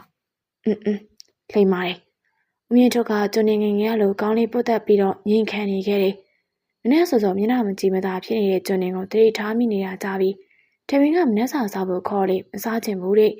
ထမင်းမြန်စားပြီးသူ့စီပြန်လာခဲ့ဆိုတာကြောင့်ထမင်းမြန်စားကသူ့စီသွားလေတယ်ကျွန်တော်ရောက်ပြီဒီလိုလာထားသူ့ဘောင်မော်လက်နဲ့ပုတ်ကထဝင်းကိုခေါ်လေတယ်ထဝင်းလည်းစိတ်ထဲထက်နေအောင်ဘာမှပြန်မပြောပြီးသူခိုင်းသလိုသာလှုပ်လိုက်တယ်ကျုပ်ပြောတာကိုသေချာနားထောင်ကျွန်းနေပြောမှကြောက်တယ်သူ့လိုချင်လို့ယူထားတဲ့သူလေးကိုဒီလိုမျိုးပြောမှမပြောရက်ပါဒါပေမဲ့ပြောမှပဲသူကအသေးမာတယ်ဘယ်သူမလို့လေကျွန်းနေမယ်ဟာထဲဝင်ခမညာကျုံနေဇလန်ဒီမှာပဲရက်ရအောင်ဘာလို့မင်းရဲ့မိဘတွေရှိတဲ့ရွာကိုပြန်တော့ထဲဝင်နှစ်ခါမှဆူရတယ်လို့ခံစားလိုက်ရတယ်လေကြောင်းလေးမှာပို့ပြီးဘာစကားပြန်ပြောရမှမသိသူကဒီမှာနေရတာပျော်နေတာပြီးတော့ကျွန်းနေရဲ့ပေါ်မှာရောဘာလို့လဲကျွန်တော်ဒီမှာနေရတာပျော်တယ်မရအောင်ထဲဝင်မင်းပြန်အောင်ပြန်ရမယ်မင်းမထားအောင်ကကျွန်းနေဆိုတဲ့ငါနဲ့ထဲဝင်ဆိုတဲ့မင်းဘယ်တော့မှမတွေ့ခဲ့ဘူးစကားမပြောဘူးအမတ်တရားတွေမရှိဘူး ကျွန်နေကအသင်းထုတ်ထားတဲ့ထေဝင်းရဲ့ဝေစားထုတ်ကိုယူကထေဝင်းကိုပေးတယ်။သူ့ပေမဲ့လက်တွေကတော့မလွတ်သေး။နောက်ဆုံးတွဲဆောင်ချင်းဆိုရင်တော့ဒီကိုသိန်းနှံလေးကိုနှာခေါင်းထဲမှာထာဝရဆွဲနေအောင်လှုပ်ထားစနေ။နောက်ဆုံးတော့ကျွန်နေလွတ်လိုက်တော့တယ်။ထေဝင်းကသူနဲ့နေရာထက်မိဘရဲ့နေရာပို့လုံချုံပါတယ်။မင်းသွားတော့ကျွန်နေအဲ့လိုမလုပ်ပါနဲ့ကျွန်တော်တောင်းပန်ပါတယ်ကျွန်တော်ဘာလို့မိ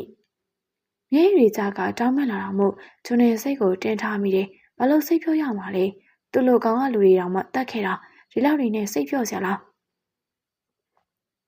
မင်းထွက်သွားလို့ငါပြောနေတယ်ကျွန်နေမင်းကျွန်နေကျွန်တော်ခမရကိုချစ်တယ်အဲ့ဒီခိုက်တက်မှာကျွန်နေရောထင်ဝင်မှာအချိန်ကြီးရက်တန့်သွားသလိုခံစားရတယ်ကိုလေးချစ်ပါတယ်လို့ထေဝင်းကိုအော်ပြောချင်တော့လည်းမရအောင်ထေဝင်းသူနေနေအနေရှိတယ်ငါမင်းတို့ယောက်ျားတယောက်ကိုချစ်မယ်လို့ထင်နေရလားဒါလေးကလုံးကငါခဏကစားရှုံမယ်မင်းပေါ်မှာငါပါစိတ်မှမရှိဘူးငါမျက်လုံးထဲမှာမင်းကိုအဲ့အယုတ်ကလွယ်လို့ဆိုရင်စတာတွေမမြင်ဘူးနားလေလားထေဝင်းကဘာပြန်ပြောမှမသိအောင်စကလုံးတွေပြောင်းနေရတယ်သူ့ကိုမချစ်ဘူးနာကျင်ရတယ်သူ့ပေါ်မှာပါစိတ်မှမရှိဘူးနာကျင်ရတာအတူတူပါပဲသူ့အယုတ်ကလွယ်လို့ဆိုရင်နဲ့လုံတော့တယ်သူထပ်သွားမယ်ကျွန်တော်သွားတော့မယ်ကျွန်နေမျက်ရည်ကိုလင်းမြန်စွာတောက်ပြီးထသွားတဲ့သူ့ရဲ့နောက်ကျောကိုကြည့်ကမျက်ရည်ကျလာရတယ်။ဘာလဲ။ဘာလို့လူကဘာလို့မျက်ရည်ကျမှာလဲ။ထေဝင်းရွာပြန်ရောက်လာတော့အလုံးကအအောင်ဝင်သားနေကြလေတဲ့စစ်သားတွေကျင်တဲ့နောက်ကိုလိုက်နေကြတယ်ဆိုတဲ့ကထေဝင်းလေးတစ်ခုခုဖြစ်မှစိတ်ပူနေတာ။အခုလိုပြန်လာတော့လေရွာအတွက်အားကိုးစရာယောက်ျားတစ်ယောက်တိုးတာပေါ့။သူ့အမေအဲ့ဒီရွာလေးပြန်ရောက်တဲ့ကမျက်နှာမကောင်းမီမိတော့လည်းမဖြစ်အစားဖို့မစားဘူးတဲ့သူမရှိတဲ့တဲလေးကိုသွားပြီးအပြင်ကိုငင်းနေလေတယ်ဟဲ့မောင်လေးမမြခင်သူ့မောင်အနောက်ကနေခေါ်တော့မှအခါဆဲကမကတော့ထိုကလေးအာယုန်တွေကသူ့စီမရောက်ခေါ်နေသည်လေနားလေးမဝင်အာယုန်တွေများလာပါလားပကုံးကိုရိုက်ကတတိပေးမှပဲတုံကလှည့်လာတော့တယ်ဟုတ်မငါနင်းကိုခေါ်နေရကြပြီဘာတွေအာယုန်ရောက်နေရလဲမဟုတ်ပါဘူးတာနေနေအိတ်ချင်နေလို့အဲ့ဒါဆိုအိတ်လေရပါတယ်အမဘာပြောလို့လဲ။အော်နင်းအရင်နွေရဲ့သမီးရွှေရတီကိုမှတ်မိသေးလား။ဟုတ်မှတ်မိရလေ။ဘာလို့လဲ။ဟဲနင်းတို့မတွေ့ဘူးလား။ဓမြတွေကရွှေရတီကိုခေါ်သွားလေ။ဟုတ်လား။သားသတိမထားမိဘူး။မောင်လေးရဲ့နင်းကတော့ဖြစ်ရမယ်။အမှန်တိုင်းပြောရရင်ရွှေရတီကိုထဲဝေမမြင်မိပါ။ကျွန်နေရဖွက်ထားတာဖြစ်နိုင်တယ်။ဒါဆိုစစ်သားတွေလာတော့ထွက်ပြေးရတော့ကရွှေရတီဘာလို့မပါတာလဲ။ရွှေရတီကိုဘာလို့ဖမ်းထားရလဲ။ဟာဆိတ်ရှုပ်လိုက်တာ။ဟဲ့ဘာတော့ငါနင်းကိုဘာလို့လဲအမကိုပြောတာမဟုတ်ပါဘူးနင်းက2ယောက်ပဲရှိတာဒီနေရာမှာမဟုတ်ပါဘူး3ယောက်ရှိတာမမြခင်စဉ်းစားလေတော့တယ်နောက်တစ်ယောက်ကဘယ်သူလဲပေါ့သိကြပါတယ်ဒီတဲထဲမှာထေဝင်းရဲ့သူတွေပဲရှိတာဘာလဲအဘရောက်လာလားဒါမှမဟုတ်ကိုမြင့်ထွန်းလားညလုံးနေပြူမျက်စံပြူနဲ့ပရင်းပေါက်ကနေအပြင်ကိုပြူတူးတောင်တော်လေးကျင့်နေတဲ့သူ့အမကိုထေဝင်းရှိမိတော့တယ်ဘာလဲနင်းကဘာရှိရလဲအမသားပြောတဲ့3ယောက်ဆိုတော့အမဖိုက်ကျဲကလေးကိုပါပြောတာ။အော်မမြခင်စိတ်လေးနဲ့တိုးသွားတယ်။နောက်ဆရာရှာလို့သူ့မှာတော့လှန့်သွားပြီ။ပြီးတော့ထိုကလေးကအုံမြင့်တို့ကလေးမလေးဘယ်သူမှမသိရတဲ့မပြောပြတာ။ကလေးမွေးလာရင်ဓမြကလေးမကောင်းတဲ့သူရဲ့ကလေးလို့အပြောမခံနိုင်ဘူး။မမြခင်သတိထားမိပါတယ်။အုံမြင့်တို့သူ့စီမလာတာကြပြီ။ဒီကြတဲ့ထေဝင်းကပြန်ရောက်လာပြီးဘာကြောင့်ပြန်လာလဲလို့လဲမေးလို့မရ။မမြခင်လေအုံမြင့်တို့အကြောင်းမေးချင်တော်ညာလေကိုပြစ်ကိုဖော်သလိုဖြစ်နေမှာဆိုတော့ကြောင့်နှုတ်ပိတ်ခဲ့ရတယ်။အစောလေးကအဲ့ဒီကလေးကအဖေမရှိတဲ့ဘွားနဲ့နေရမှာတတိချင်းနဲ့ဆွတ်တော်မိတာ။အော်တလုံးပဲပြောပြီးငြိမ်ချသွားတဲ့အမဖြစ်သူကြီးကထမင်းစိတ်မကောင်းမှသူပြောတာကသူ့မစိတ်ကိုခုသွားစေတာလေ။ထမင်းလည်းဘာရင်မဟုတ်နောက်လိုက်ချင်းပဲ။ကျွန်းတင်ကိုလွမ်းတာကလေးလေးကိုလွမ်းတာကြောင့်ရင်အခုဆိုရင်တို့တွေဘလို့နေကြမလဲ။အရက်တော့ဖက်ရိုက်ချက်ပွေးဒါမှမဟုတ်ဓမြတိုက်နေကြမလား။ထမင်းတက်ပြင်းလေးချကသူ့မကိုချဲတော့တယ်။မမသားဒီတိုင်းစနောက်တာမမကြိုက်မစားတော့ဘူးလေနော်လို့မမြခင်လည်းပြောရတော့တာပေါ့ဒီမောင်လေးတယောက်တည်းရှိတာပြီးတော့ကြာကြီးခွဲနေထားရသေးတယ်သူ့မောင်လေးကိုကျွန်းနေခေါ်သွားတော့ကသူ့မောင်ယူမတက်ပြီသူ့မိတော်သူ့လာမငိုအသက်ကအရင်ကြီးမကွာတော့ညာလေးသားလေးလိုဖြစ်နေတော့လေချစ်ရအလိုလိုက်ရတာပေါ့မမြခင်ကပဲချင်းပဲဖြစ်လက်တန်တော်ပြောင်းနေတခါသူ့မောင်ချက်ချောင်းလာပြောတဲ့ကောင်မလေးကိုပါရက်လိုက်တာဖြောင်းကနေနေတာပဲထဲဝင်းဝင်ဆွဲလို့မဟုတ်ရင်အဲ့ကောင်မလေးပါရှက်စိတ်ကွဲလောက်ပြီးအမရဲ့အတားဖြစ်တယ် ကိုမောင်လေးကိုသူများလက်ထဲမထည့်ပေးခြင်းကိုသာလင်းယူမောင်လေးကတော့မိမမယူရအောင်မမြခင်နဲ့ထဲရင်ကောင်းလေးပုတ်သက်ပေးနေတယ်။နေကတူလေးလို့ကျင်တာလားတူမလေးလို့ကျင်တာလား။ပြောမယ်ဆိုရင်တော့တူမလေးအမလီဟဲ့သူ့ကိုယ်သူလူကြီးသူကောင်းများမှတ်နေလားမသိဘူး။ရွာထဲကိုရွာသားပုံစံနဲ့ဝင်လာတဲ့စစ်သားတွေကြောင့်ဘသူမှသတိမထားမိဓမြလေးတွေကိုကိုအိမ်ကိုထောင်လို့မျိုးပြောနေတော့လေဓမြလေးတွေကိုကိုအိမ်ကိုထောင်ဖို့ပြောရတော့လေဓမြလေးတွေကဆိုင်ရရင်လေဦးမြင့်ထုံးနဲ့အတူတရားမယ်ဆိုလေဦးမြင့်ထုံးနဲ့အတူရှိမှာပဲလို့ပြောကမထွက်သွားပါဦးမြင့်ထုံးကိုတော်တော်လေးချစ်ကြတယ်ကျွန်နေဆိုရင်တော့ချစ်ကြယူတည်နေကြတာကျွန်ရဲ့သဘောကောင်းနေကောင်းပါတယ်ဒေါသထွက်ရင်ဘယ်သူမှမလောက်ရဲပါအခုတော့ကျွန်နေတယောက်အိမ်နာယူပြီးအရင်ကကြနေရဲ့တင်ဝင်ထောက်သားတွေကတောက်လိုက်ပေါက်လိုက်နဲ့ဦးမြင့်ထုံးလေးတစ်ခါတလေမို့လွတ်ထားပေးလိုက်တယ်မမြခင်အစင်မပြေးရလားဦးမြင့်ထုံးရွာဖျားမှာထိုင်နေသူတယောက်တည်းပဲအေးချမ်းလွန်းလာတယ်မမြခင်စီအတွေ့ရောက်နေတော့ရှင်ထဲမှာပူလာတယ်ဗိုက်ကြီးနေတဲ့အချိန်မှာလင်းယောက်သားဂယူဆိုင်ဆောင်းလျှောက်ပေးရမှာမဟုတ်ဘူးလားဦးလေးဓမြလေးကြောင်ပြေးလာတာဖြင့်စလောက်မှလည်းတနတ်တန်ရနဲ့နောက်ကျောမှလည်းတခုခုပါဇက်ကလေးသွေးရည်စီးကြနေခဲ့တယ်ဦးမြင့်တို့လဲကြတော့မဲ့ဓမြလေးကိုဖမ်းလိုက်တယ်ဟဲ့ကောင်တို့တော့ဘလို့ဖြစ်လာလဲဦးလေးဘိုးကျော်နေနဲ့တခြားသူတွေခေါ်ပြီးတော့စစ်သားတွေရောက်နေပြီတတိထောင်တတိကံတို့တော့မြင်သွားဦးလေးကျုပ်ကသေးရတော့မှတခြားသူတွေကဲပါမင်းမသိအောင်တော့သူတော့ငါတို့အဖွဲ့တွေပြပြရွှေနဲ့အတူတူအကြိုင်းနေအောင်ပါတဖြည်းဖြည်းညင်ကြသွားတဲ့သူရရဲ့ခန္ဓာကိုအမြင့်ထုတ်လောက်ကနှိုးနေမိတယ်ဘာမှမတော့ပြန်တော့တာကြောင့်သူရပြောတဲ့အတိုင်းတခြားသူတွေကိုကဲဖို့ရွာတွေကိုအမြန်ပြေးဝင်လာခဲ့တယ်အမြင့်ထုတ်ပြန်တိုက်ရလက်နက်တွေနဲ့လူတွေကိုအရင်ပြေးခိုင်းလိုက်တယ်တောရဲ့အလဲမှာသူတို့စောင့်မှုမာကြတယ်ချုံနေနားမှာလုံခြုံမှုအပြည့်အဝယူဖို့လည်းပြောလိုက်တယ်ပြဿနာကကျုံနေပြောင်းနေတာရှာမတွေ့ဘူးနောက်ဆုံးရှာရင်ဘုန်းကြီးကျောင်းသာကျန်တော့တယ်အမြင့်တို့ဘုန်းကြီးကျောင်းအပြေးသွားတော့အင်းကြီးအဖြူ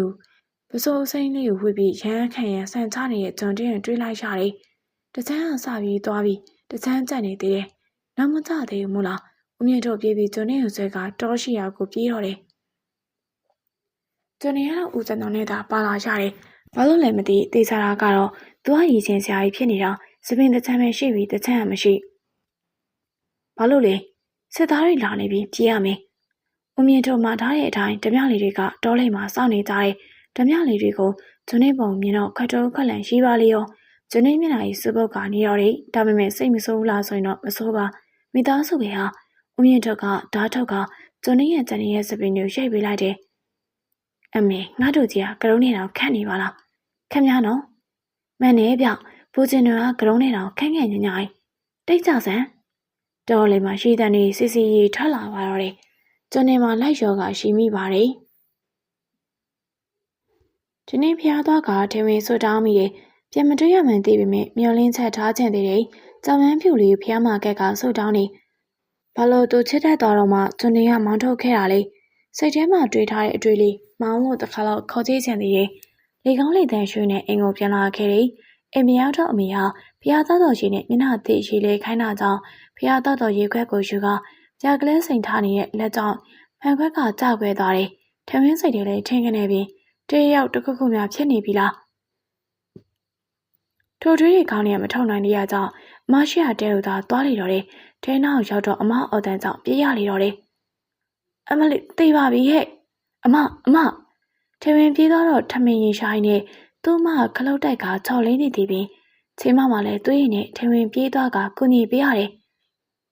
ဘိုက်ထဲဘလို့ခံစားရလဲအဆင်ပြေရလားရတယ်ဘာမှမဖြစ်ဘူးအမရဲ့ကိုဝင်ချင်းနဲ့ကြိုးဆိုင်မှာပေါ့ကလေးတစ်ခုခုဖြစ်သွားရင်ဘယ်လိုလုပ်မလဲငါလည်းသွားနေကြလဲဆိုတော့မဖြစ်တော့ဘူးထင်လို့ပေါ့ဒီစတုံကြီးကဒီမှာရှိနေမယ်ငါမှမသိတာဒီတစ်ခါတော့ထားလိုက်တော့နောက်တစ်ခါဆိုပို့ကြိုးဆိုင်ဟုတ်ကဲ့ပါအဖေအမကလေပြောနေလို့ဆိုရင်ပြန်ရွက်နေတာလာချိန်မစေးထည့်မယ်ထဲမလဲသူ့မအောင်စေးတွေထည့်ပြီးကရေချိုးရေကိုလေတဲဘော်သားယူပေးတော့တယ်ကျွန်းနေကအုတ်ထုတ်ကြီးခေါင်းပေါ်မှာဆောင်းကသူကကရုံးကိုဖုံးထားတော့တယ်လောက်တုံကတော့လင်ကွဲနာကြပြီးလောက်တော့အခုလိုကြီးဖြစ်သွားတော့ရှက်စရာကောင်းနေညတော့စစ်သားတွေတော်တဲ့ဒီလိုက်မလားအချိန်တိုင်းလိုက်လာနေတော့တောရဲ့တနေရာမှာပဲပုံလို့ကောင်းနေနေရရှာနေခဲ့တယ်တွေးလို့မစုံသေးကြားလိုက်ရတဲ့အတန်းကြောင့်အကောင်လုံးနောက်ပြန်လဲကြီးကြတယ်ဓမြလေးတယောက်ကိုစစ်ဘိုးကတနက်နဲ့ပြစ်လိုက်တာပင်သုံးချက်တောင်ပြစ်ခင်ရတဲ့ဓမြလေးမှာအသက်ပင်မရှိတော့ဓ ဓမြတွေအကုန်လုံးအပေများဖြင့်အကာအကွယ်ယူပြီးပြန်တိုက်တော်ညာလူချင်းမမျှတာကြောင့်ဓမြလေးတွေကြောက်ပြီးကြောက်ကျသွားလေတယ်။ဦးမြင့်ထွက်ကသူ့တို့ဘက်ကိုလှည့်ကကျွန်းတယ်မင်းပြေးတော့ဟာဘာလို့ပြေးရမှာလဲကျုပ်ကဓမြဘူးတိမ်အောင်အကုန်လုံးနဲ့အတူတူသိမ်းမှာမဟုတ်ဘူးကျွန်းတယ်ငါမင်းကိုကဲခဲ့တဲ့အသက်မင်းတို့တွေနဲ့မဖြတ်စီနဲ့မရဘူးကျုပ်ကပြန်တိုက်မှာဦးမြင့်ထွတ်ပြောမရတဲ့သူ့တူကြည့်ပြီးတေချင်စိတ်ပါပေါက်တယ်ဦးမြင့်ထွက်ကသူ့တူကိုကပြီးကကြီးစံမရှိတော့တာကြောင့်တော်လေးမှာကျွန်းနေကိုဆွဲပြီးပြေးတော့တယ်ဓမြလေးနဲ့အပါဆိုရင်တော့9ယောက်သာရှိတယ်ပြေးနေကျွန်းနေစီတက်တက်လာတဲ့ကြီးစံအောင်ဦးမြင့်ထွတ်ကားလိုက်ကနောက်ကျောကိုဖောက်ထွက်သွားတယ်ဦးလေးဆိုတဲ့အတိုင်းဟာဓမြလေးစီအပြင်ကျွန်းနေပါဇက်ကနေပါထွက်လာခြင်းပြီးနေ့ထွေအကြာကြီးကြာမှပဲပြန်ကြားတဲ့အတန်မို့ဦးမြင့်ထွတ်ပြုံးမိတယ်မြေပြင်ပေါ်လဲကျသွားတဲ့ဦးမြင့်ထွတ်ရဲ့ခန္ဓာကိုကျွန်းနေအသေးထန်ဖက်လိုက်တယ်ဦးလေးတူလေးပြေးဦးလေးပါမှာကျုပ်ပြေးမှာဒီမှာဦးလေးစကားနားထောင်ဦးလေးကိုချင်းပြေးပါကွာနော်ပိုးစင်နေကျွန်တော်တို့ပြေးရမယ်ကျွန်တော်တို့ကြီးကုန်နေပြီစစ်သားတွေပြန်ခိုးခံနေတဲ့ဓမြလေးတွေကပြောလာခြင်းမင်းမရဘူးဦးလေးခမရမသေးရဘူးကျွန်းနေလက်မခံချင်သေးပါသူ့ဦးလေးကမသေးဘူးဘာလို့သေရမှာလဲသူ့ဦးလေးကအရန်တတ်မှာလားထို့သောစိတ်ထဲမှာဖြစ်နေတော့လေဦးလေးခန္ဓာကိုယ်ကငြိမ်သွားခဲ့တာသူသိတယ်လက်မခံချင်သေးဘူးမကြတာကြပြီဖြစ်တဲ့မျက်ရည်တွေကတားဆီးမရှိကြလာတော့တယ်ဦးလေးဓမြတွေကကျွန်းနေုံထားပြီးပြေးလို့ရတယ်တော့ပေမဲ့သူတို့မပြေးခဲ့ပါဘာလို့လဲဆိုတော့သူတို့ကသွေးတောက်ညီကိုလေးဓမြဖြစ်ပြီဆိုရင်ဖန်ခွဲတစ်ခုထဲမှာတယောက်သေးတယောက်ရောကတောက်ထားပြီးသားဓမြလေးတွေကကျွန်းနေုံဆွဲကထွက်ပြေးနေတယ်လူကနေတော့တောအုပ်ထဲမှာခဏအတွင်းမှာပဲပျောက်ကွယ်သွားတယ်မမြခင်လာမစိပဲမွေးလေတယ်ကိုရင်က9လပြည့်တီလာတော့မမြခင်ကိုယ်တိုင်မသေးကြပါမမြခင်ပေးစဉ်ကိုရင်ရလေဆိုတော့မမှတ်ထားခဲ့ပါရာသီမလာတာကိုရိုးရိုးထင်ခဲ့သည်ကနောက်မှကိုရင်ရှိမှသိတော့တယ်ဘယ်လားလေဆိုတာမမှတ်မိပါသေးမမြခင်မွေးတယ်ဆိုတော့မှမမြခင်အဖေပြရခန့်နေတော့တယ်ဘာဖြစ်ဖြစ်ကို့သွေးသားမို့ဥပိ္ပခမပြုတ်ရက်ပါထေရင်ကလက်တဲ့ပြောတဲ့ပစ္စည်းစင်းကိုမှတ်ကတောင်းဝဲလေတယ်စောစောမိမှမသိတဲ့ကလေးအတွက်ဘာပစ္စည်းမှမဝယ်ရသေးဘူးအမေနားတယ်ခဏလေးပါသမီးရေညစ်မရဘူးအရန်နာတယ်ကလေးကောင်းမြင်နေရပြီသမီးရေညစ်ထောင်လက်ထက်မိမကြီးကမမြခင်အားနေမှုကိုကြည့်ကအားမရပါသူဆိုအင်းဟဲဆိုပြီးညစ်ချလိုက်မှာမမြခင်ကလူကောင်သိတဲ့ပြင်ပိန်နာကြောင့်ဖြစ်မိအားမရှိတာအမေမမြခင်ရဲ့အကျယ်ဆုံးအော်တန်ပြီးမှကလေးထွက်လာတော့တယ်ဟဲကလေးလေးကယောက်ျားလေးတော့ယောက်ျားလေးမိမိဖြစ်တဲ့ကလေးကိုပစိုးတဲ့ဘက်ကဖြူဖြူလုံးလုံးလေးတော့အမလီပြဆန်းမောင်ကျမမြေးလေးမမြခင်ကအမြင်ဝေ့ဝါနေတဲ့တေးချမမြင်အောင်အတန်တွေကနားရကနေဝင်တစ်ချက်မဝင်တစ်ချက်ပြင်သူ့ကလေးကယောက်ျားလေးဆိုတာကြတော့မမြခင်ပြောင်းလိုက်တယ်ဒါလေးဆိုအုံမြင့်ထုတ်နေတူမှတေးကြတယ်သမီးရေကြည့်ပါဦးမြေးလေးကလာတာမပြေတာတတုံးတခဲကြီးတော့မမြခင်သူ့ရင်သွေးလေးကိုနှလုံးမလွတ်တမ်းစိုက်ကြည့်နေတယ်တကယ်သူလားအုံညွန့်ထုတ်နေမမြခင်ငြိမ်ပြီးကြည့်နေခဲ့တယ်ဒီနေ့ကြတဲ့အခါတော်ဖြူသတိထားမိလာတယ်သူ့သမီးပုံမှန်မဟုတ်ဘူးသမီးအနေငယ်လောက်ကခေါ်တဲ့အခါမှာလေတုံ့ပြန်မှုမရှိဘူးသမီးသတိကန့်စမ်းတော်ဖြူကကလေးကိုလက်သက်ကြီးပြန်ပြီးကသူ့သမီးပေါရဲ့အနေငယ်ပုတ်ကနိုးတော့တယ်သမီးထဆန်းအမေကိုမနှောက်နဲ့ဘလို့မှမတုံ့ပြန်တော့တဲ့အခါတော်ဖြူငိုချလေတော့တယ်ဘာလို့သမီးမဒီလိုဖြစ်ရလဲသမီးအပြင်ကစောင့်နေတဲ့အဘဦးကိုဝင်းကလည်းအချိန်လေးကိုနားလဲသွားတော့တယ်ရှီတုံကပြစ်ထားခဲ့မိတဲ့အတွက်နာနာမြေတွေကျလာတယ်ပစ္စည်းတွေဝယ်ပြီးပြင်လာတဲ့ထေဝင်းကအိမ်မွားတန်တွေကြောင့်အချိန်လေးကိုနားလဲသွားလေတယ်အမလီသမီးရဲ့ဖြစ်မှဖြစ်ရလေကွယ်အမေရင်နဲ့ကွဲပါပြီ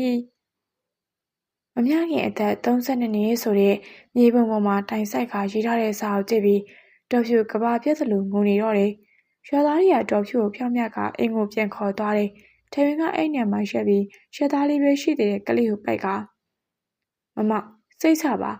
တားတူလေးကိုတားရဲ့တားရင်ကြောက်လို့စောင်းရှောက်မှာပါထေဝင်းမျက်ရည်နဲ့ပြောကလှည့်ထွက်လာတော့တယ်လင်းလေးကြာခဲ့ပြီးအရာလုံးကအေးအေးဆေးဆေးပင်ထေဝင်းကသူ့မလှုပ်လှုပ်တဲ့ငပြောတော့မှပဲလှုပ်တယ်ဝင်ငွေကအရန်ကောင်းကြီးမဟုတ်ပေမဲ့သူ့မိသားစုအတွက်လောင်းကားတယ်အဘကလည်းကွက်ဝယ်မဲ့ပြောတာကြောင့်အဘအတွက်ငွေတပုံခြံထားပေးရတယ်အခုဆိုမမြခင်ရင်သားလေးကလေးနေပင်ရှိတယ် နာမည်ကတော့ဘုံသူသားပိုင်နဲ့ဒါအောင်မြအောင်ဖက်ဖေဖေဟုတ်ပြီလော့အောင်ပြေးဘုံသူသားပိုင်ကသူ့ဖေဖြစ်တယ်လို့သူ့ဦးလေးဖြစ်တဲ့ထေဝင်းနဲ့အတူစောကျင်နေပြီငပြောတော့မှပြေးနေအောင်ဘုံသူသားပိုင်ကပျောက်သွားတယ်ထေဝင်းအရင်ကလည်းစားနောက်နေကြမို့အလုတ်သားပြန်လောက်တယ်ဘုံသူသားပိုင်ကပြေးနေလမ်းမပြီးချောင်းရှိရစီရောက်လာခဲ့တယ်ကလေးပြပြသိချင်စိတ်ကြောင့်ရှောက်သွားတယ်ကမ်ပိန်းနားမှာမြင်းနေထိုင်တဲ့လူကြီးတွေကောင်းဝိုင်းအုပ်ထုပ်တွေနဲ့ကလေးပြပြထိုလူကြီးနောက်ကိုသွားလိုက်တယ်။ဦးရဒီမှာဘာလုပ်နေကြလဲဟင်။ဟဲ့ကလေးမင်းနဲ့မဆိုင်သွား။ဒါကသိချင်လို့ဘူးဒီကလေးကိုဘာလုပ်လိုက်ရမလဲ။ထိုင်ကအရက်တောင်းနေတဲ့လူကြီးတယောက်စီအကုန်လုံးအကြည့်တွေရကုန်တယ်။ထိုလူကြီးကဘုံသူသားပိုင်သိချကြည့်ကဒီလာခဲ့။လက်ပြကသူ့စီခေါ်နေတဲ့လူကြီးကြောင့်ဘုံသူသားပိုင်ပြေးဖို့တော့စဉ်းစားမိတော့တယ်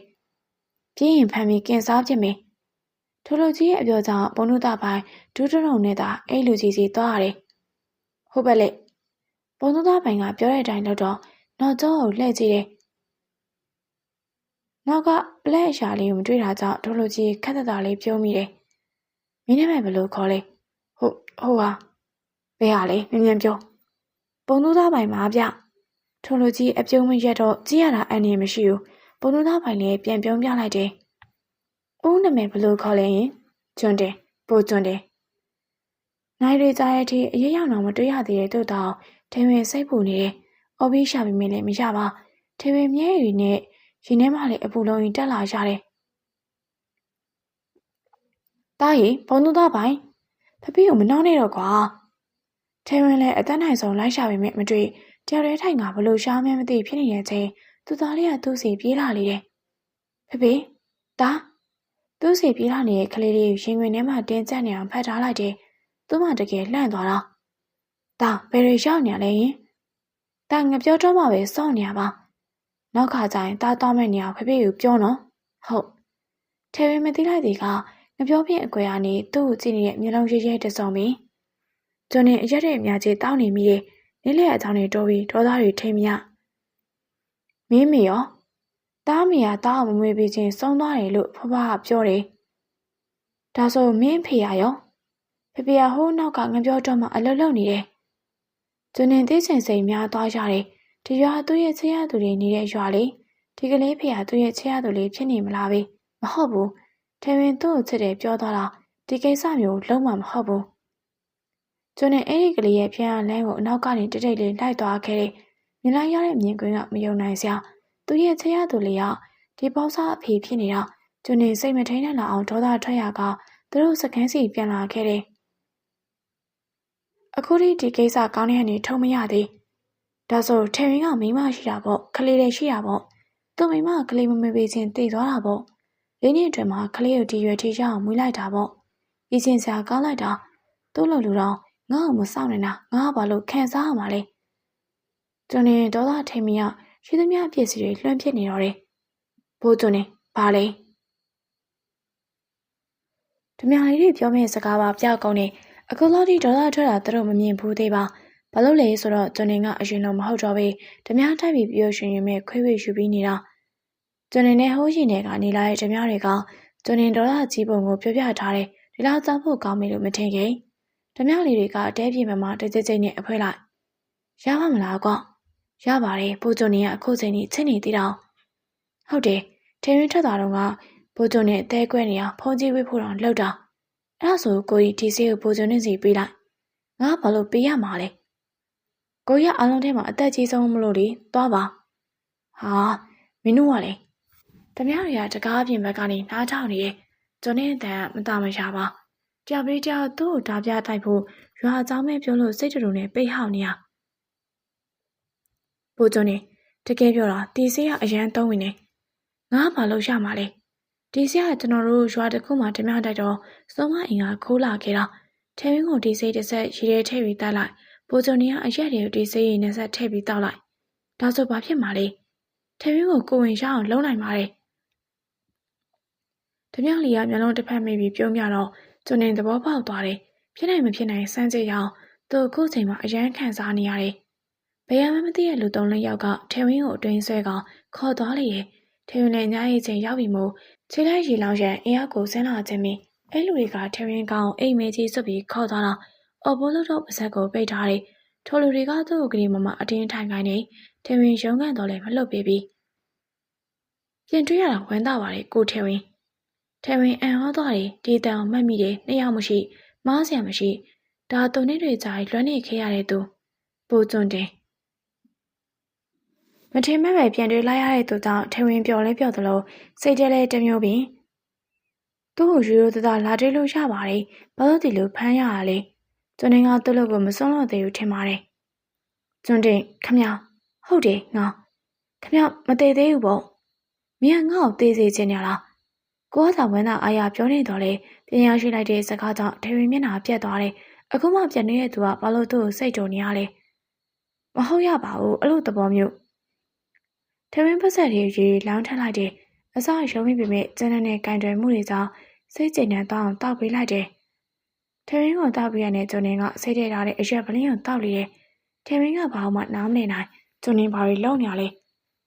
စကားတော့မပြောရဲထရင်းကိုကလေးမမနဲ့အတင်းမဲ့ဖိချုပ်ပြီးနှမ်းတော့တယ်ကျွန်းနေနဲ့ဒေါ်လာစိတ်ကြောင့်အစမှတဲ့အလင်းမြင်ပဲဖြစ်နေခဲ့တယ်သစ္စာမရှိတဲ့ကောင်ငါ့ကိုဘာလို့မဆောင်ရလဲဟမ်ဘာကူ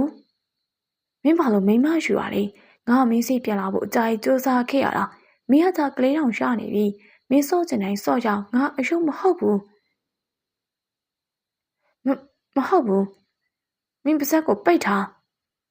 ဘယ်ချိန်ကရှိနေမှမသိတဲ့ဘဝအသေးလေးနဲ့ထေဝင်းရဲ့ပါဇက်ကိုပိတ်ချိလိုက်တယ်ထေဝင်းဘလို့ရှင်းပြဖို့စူးစမ်းလက်မခံပါမနေ့ရောက်တော့ထေဝင်းနိုးလာလေတယ်နှလုံးဖွင့်ဖွင့်ချင်းခြေထောက်တွေနာကျင်မှုခံစားရတယ်ကျွန်းနေကကရင်တိုင်းနဲ့သူ့ခြေထောက်ကိုကတ်ချီသွားတော့သူ့ပါဇက်မှာလေအဝိစာအခုချိန်ကြီးကိုစီးထားသေးတာမဖြေပေးသေးထေဝင်းမျက်ရည်ကျလာတယ်ဘာလို့သူ့ကိုကျွန်းနေဒီလိုလောက်တာလဲအခုချိန်ဆိုသူ့သားလေးကရှာနေတော့မှမတွေ့ရင်ငုံနေမှာတကားပွင့်နဲ့ကြားတာကြောင့်လှည့်ကြည့်လိုက်တော့ကျွန်းနေဝင်လာခြင်းမင်းကျွန်းနေအတနာခံတဲ့မျက်လုံးတွေနဲ့ကြည့်မိရဲ့ကျွန်းနေယူလာတဲ့ထမင်းထောက်လေးထဝင်းပေးမှချပေးလေတယ်ပြီးတော့ပါဇက်စီးကပိုဟာလေးကိုဖိတ်ပြေးလိုက်တယ်ကျွန်းနေကျွန်တော်အိမ်ပြန်မရမယ်တားလေးကျွန်တော်ပါဇက်ပိတ်တာထမင်းစားမဟုတ်ဘူးကျွန်းနေရဲ့ညီရဲ့မျက်လုံးနဲ့အကြည့်တွေကြောင့်ထေဝင်လက်လျှော့လိုက်ရရတယ်တလောက်အချိန်ကြာသွားပြီးကျွန်းနေကထေဝင်ပိုက်ကိုတော့အမြဲတမ်းစစ်ဆေးနေတယ်ဘာကြောင့်မှမသိတော့လေထေဝင်မိကိုမထုတ်ခဲ့တနေ့ကိုလေထူးဆန်းတယ်လို့ခံစားရတယ်သားလေးကိုလေလွမ်းနေကျွန်းနေကဘလို့မှရှင်းပြတာကိုလက်မခံမှဘုံသူသားပိုင်ကိုသူ့သားလို့သာထင်နေတယ်ဒီနေ့တော့ထေဝင်လုံးဝအရှုံးမပေးနိုင်တော့ပါသူရင်ပြဲခြင်းနဲ့ကျွန်းနေမလုပ်ပေးတော့သူထက်ပြေးမှညချိန်မှာကျွန်းနေကထေဝင်နောက်ကနေဖတ်ထားလေတယ်ကျွန်းနေအဲ့ဒါကျွန်တော်ကလေးမဟုတ်ဘူးကျွန်းနေကထိုကမှခေါင်းထောင်ကြည့်လာတယ်စိတ်ထဲမှာပြောသလိုလိုနဲ့ရွာသလိုလိုနဲ့အဲ့ဒါဆိုဘယ်သူကလေးလဲကျွန်တော်မရဲ့ကလေးကျွန်တော်တို့လေးထိုတော့မှကျွန်းနေမျက်နှာကြီးပြုံးပြေးသွားတယ်တကယ်လားချစ်လိုက်တာကိုထေဝင်ကအရန်သက်စာရှိတာပဲဘာလို့စတိုက်နမ်းပြီးတကောလုံးလိုက်ပြီးကလိနေတော့တယ်ညငပြောသေးကြသလိုမျိုးကျွန်းနေသာမြောက်ဆိုရင်ထေဝင်ကသူ့ငပြောသေးတဲ့ငပြောသေးအဲ့ဒါတွေယူပြီးကျွေးပြီးနေတော့ပြီးအစောလေးကမရှင်းပြတာကိုလက်မခံတာလေစကားစားဖို့ပါဇက်ကြီးပါဇက်ပိတ်ထားအဲ့လိုမျိုးနဲ့ထေဝင်လည်းမျက်စောင်းတစ်ချက်ထိုးလိုက်တော့တယ်ကျွန်တော်အိမ်ပြန်ချင်တယ်မရဘူးမျက်နှာကြီးချက်ချင်းမင်းမောင်ကစပုတ်သွားတဲ့မျက်နှာနှခမ်းထော်လို့အစောလေးကထော်ပေးသားမို့လားကျွန်းတယ်ခမည်းသိတာပဲကလေးရငယ်သေးတယ်ကျွန်တော်သူ့ကိုစောင့်ရှောက်ရမယ်အဲ့ဒါဆိုငါကလေးရရောဘယ်လိုလုပ်ရမှာလဲထေဝင်မျက်လုံးကျိုးသွားလေတယ်မယုံနိုင်ဘူးကျွန်းနေကကလေးမို့မိုးကြိုးပြက်လွဲပါစေဖဲပါစေဘယ်ချိန်ကကျွန်းနေကကျွန်းတယ်ခမည်းပိုက်ချင်းနေရဘာခမည်းပိုက်ကဘယ်သူနဲ့ရလဲတမရရင်လားမင်းကျွန်းနေပြောတဲ့အတိတ်တွေကတခုထေဝင်အတိတ်ပဲကောက်တာတခုဖြစ်ကကျွန်းနေအော်ယုံကလွယ်လို့မတတ်နိုင်သူ့လိုဖြောင်းဖြောင်းတောက်တက်တိုးတွေနဲ့လူကဖြစ်เสียလားငါပြောနေတာမင်းပိုက်တဲ့ကလေးကိုပြောတာကျွန်တော်အေးငါမင်းတို့တလားလုံးလုံးကလေးရအောင်လုပ်ညာလေမင်းတို့တိုက်ခဲ့ရရှိမဟုတ်ဘူးကွဆေးတွေစုံမစီကခိုးလာတာအော်ထေရီမျက်နှာငယ်လေးဖြစ်သွားတယ်ဘာလို့လဲဘလို့ဒီလိုလောက်တာလဲကလေးလိုချင်းအစောရမိမယူပါလားယောက်ျားလေးတောက်ရဲ့ဆန္ဒမပါပြီကိုရင်ချောင်းအတင်လောက်တာလေအဲ့လိုမဟုတ်ဘူးကျုပ်ကမဟုတ်ဘူးငါမဟုတ်ဘူးကိုကအနုညံ့ဆုံးပြောချင်တာမို့စကလုံးလှလှလေးတွေရွေးချင်တဲ့အချိန် အရှက်လူသားလေးကငုံနေပြီငိုရနဲ့ချက်ချင်းရဲတက်လာတဲ့မျက်နှာနဲ့နှာခေါင်းကြီးကကျွန်နေစိတ်ထိန်မရောက်လှုပ်ချင်တဲ့နာလှုပ်ရရင်နားတော့မယ်မငုံနဲ့ပြောရင်ပုံငိုတာတိပိတာမှုမတားတော့ကျွန်နေခွေမချောက်လားမေမေအချောခံရတာမကြိုက်ဘူးဆိုအော်အဲ့လိုလားရတယ်အခုပြန်မယ်နေပါအောင်ခါနေပြန်ဆွဲထားတော့အဲ့လူသားရုံးကန်လေးရဲ့ဒီမှာပဲနေပါနော်မနေဘူးမင်းရဲ့သားကိုခောက်ပေးမယ်မင်းဖေနဲ့အမေတို့လည်းတလားစာရွှေသားတွေပို့ပေးမယ်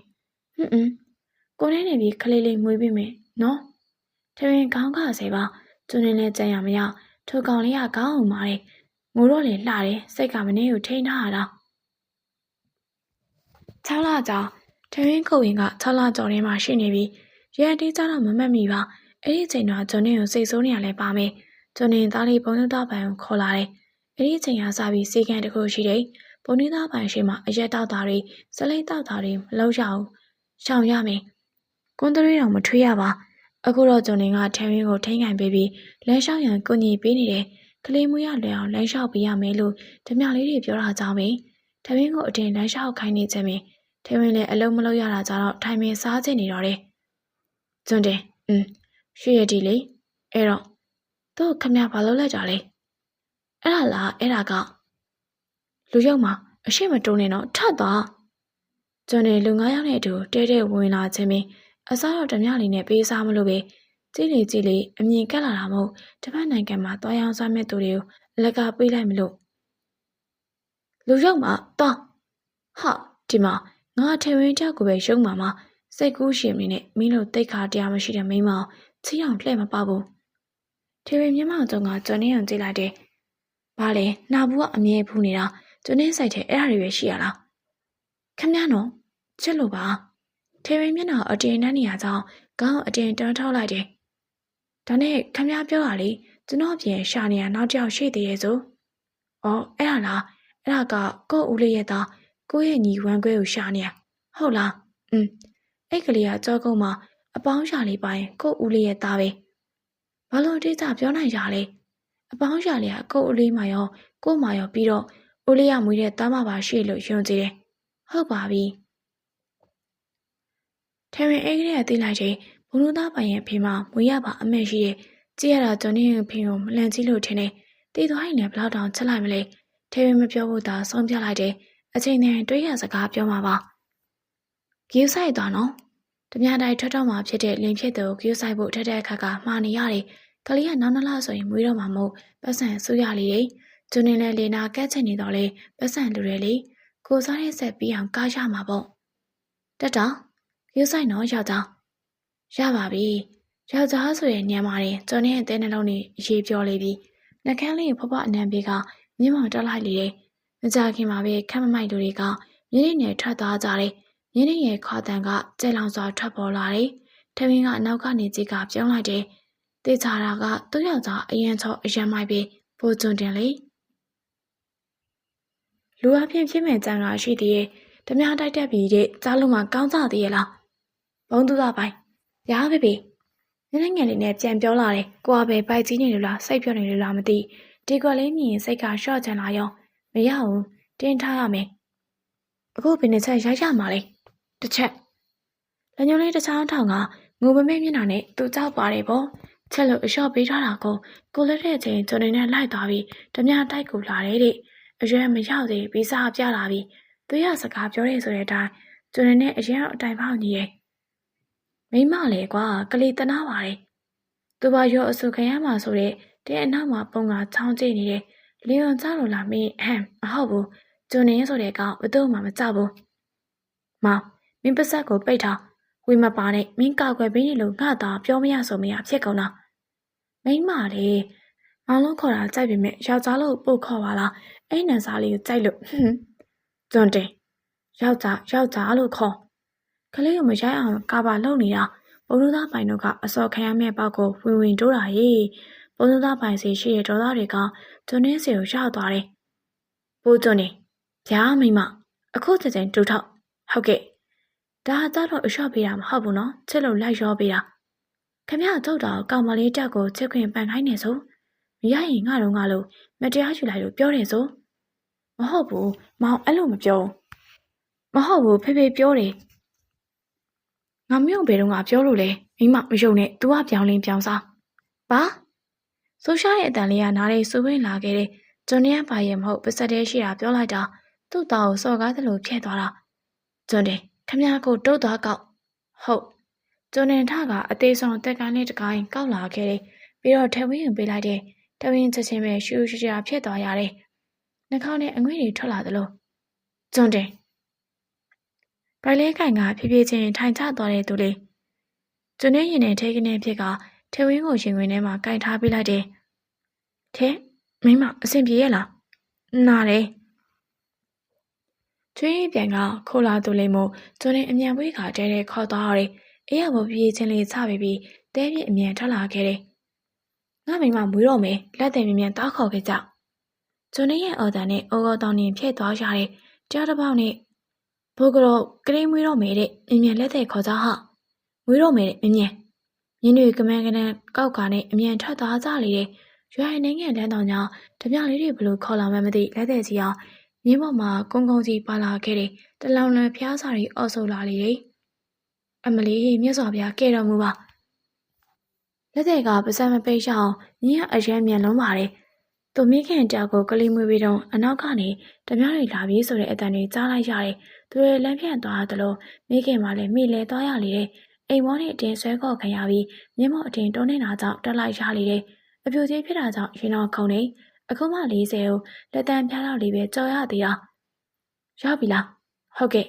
ကျန်တဲ့တဲနေပြေးထွက်လာကလက်သေးကိုတဲတဲအတင်းထိုးထည့်လေတယ်လက်သေးထိုးတော့မှနားလေတယ်ခလီမွေးပေးစီစင်တော့တပြင်းချကကြားနာထားပြီးမွေးဖွားရမယ့်သူကိုတူထောက်ပေါင်ကားခန့်လိုက်တယ်ဝေလန်ကြောင်ဖွင့်မှုရရှော်တော့လည်းမတွေ့ပါလေဟဲ့တော့အပေါက်ကပဲပါလေ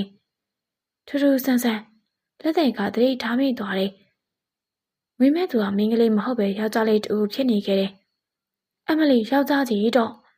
လက်သေးရဲ့အော်တန်ကြောင့်သူနေတဲတဲကိုအပြေးဝင်လာခဲ့တယ်ဘာလို့ညာလဲမြင်မွေကျုံဝင်မနာလို့တိတ်သွားရင်ခမရအောင်တက်ပြစ်မယ်ရုပ်တည်ချင်းနဲ့အတီးပေါက်ပြောလာတာကြောင့်လက်သက်လေးတော်တော်ရင်နဲ့ပဲမွေးပြီးဖို့ပြင်ရတယ်မသိတော့ဘူးဘယ်ဟာကမွေးလန်းကြောင်းလဲရှိတဲ့ဟာပဲထည့်ပေးလိုက်တော့မယ်နောက်ဖြစ်နောက်ရှင်အခုဖြစ်အခုရှင်ပဲကျန်နေရတဲတဲနေပြန်ထွက်ကအပြင်မှာချောင်းမောက်မတက်လမ်းလျှောက်နေခဲ့တဲ့တမင်းကအချိန်ကြာမြင့်စွာအဟိကကျန်နေရလဲအော်ကဆဲတယ်ထဲဝင်ရဲ့အော်ဆဲတဲ့နေကြကဒီနေ့မျက်နှာကြီးကတော့မုံသုံးနေရလေးတဲ့တမြောက်လေးတွေကတော့ကြိတ်ရိပ်နေကြတယ်ပိုတင်မီရဲပါကျွန်းတင်ရဲ့တခုခုပြန်ကျဲရောက်လာမှဆိုလို့အချိန်နဲ့ငယ်ကြာမြင့်ပြီးတဲ့နောက်ထေဝင်းရဲ့အကောင်ချက်အတန်ကြီးနဲ့ကလေးငုတ်တန်တခုထွက်လာခဲ့တယ်။ယောက်ျားလေးတော့တလုံးတခဲကြီးဖြူဝဲပြီးချောင်းနေရောပဲလက်သက်ရအလို့ပြောပြီးထေဝင်းရဲ့ရင်မဲ့ပေါ်တင်မေးလိုက်လေတဲ့ထေဝင်းမဝဲနွမ်းနေနေတဲ့ကြားကသူ့သားလေးကိုကြည့်ကပြုံးရတယ်။အသားရည်ကကျွန်းနေတော့ပဲဖြူပြီးဆိုပြီးတော့စိုးပြေးနေခဲ့တာမျက်လုံးနှာခေါင်းပါးစပ်အကောင်လုံးကျွန်းနေပုံစံမှာထေဝင်းမယုံနိုင်ဖြစ်သွားရတယ်။ဒါသူ့ကလေးမဟုတ်ရလားသူနဲ့လည်းမတူဘူးဂျွန်နီခန်းထဲပြေးဝင်လာပြီးသူ့သားနဲ့သူ့မိမကိုကြည့်မိတယ်အမြန်နှောင်းအောင်သွားကဆဲဆဲတော့သူ့ရဲ့ကိုယ်ပွားလေးလာမဲ့ရအောင်တူတဲ့ကလေးလေးဂျွန်နီမဲလေးဒီလောက်တော့ရှိမှာပေါ့မိမမောင်သားလေးကငါနဲ့တူရင်ပို့ချောမှာအခုကပို့ချောပါတယ်နှစ်ယောက်သားအကြေဆိုင်နေကြချိန်လက်တွေကတော့ထပြေးပြီဖြစ်တယ်အပြင်မှာတောင်းတောင်းဖျက်ဖျောင်းဓမြလေးတွေရှိတော့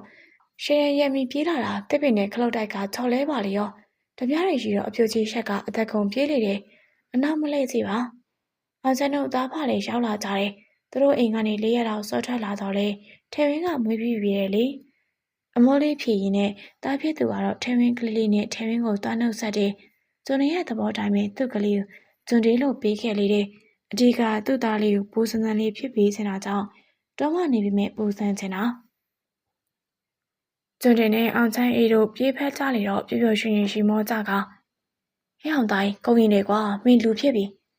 ငါအစောရဲ့လူမင်းရမှာနွားမင်းကငါတဲ့ဆိုတဲ့လင်းနာယူနွားအားလုံးထိန်ရင်းရှိရာတဲလေးစီမှာစူစီးနေကြတယ်အကုန်လုံးကကလေးလေးဝိုင်းချက်နေကြတယ်အကုန်လုံးကငါချီမဲသူချီမဲနဲ့ရံပြင်းနေကြတယ်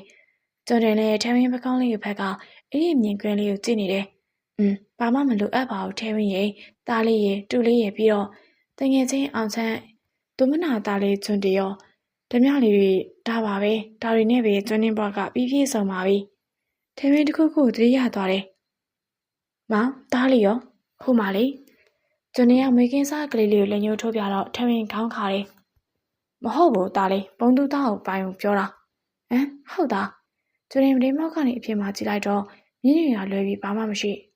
ဟဲ့ကောင်လေးဘုံသူသားပိုင်ရောကျွန်တော်မိသားအကောင်လုံးခေါင်းကုတ်ကုန်ကြတယ်ထမင်းကငုံမမဲဖြစ်လာခဲ့တယ်သွားအမြင်နဲ့သူ့သားလေးသူ့မျက်စိအောက်မှာပဲထားတာကျွန်တော်နဲ့ထားမှပဲပြောရတော့တယ်လို့ထမင်းမျက်နှာပုံစံလေးမြင်တော့ကျွန်တော်ဆက်စင်းပဲ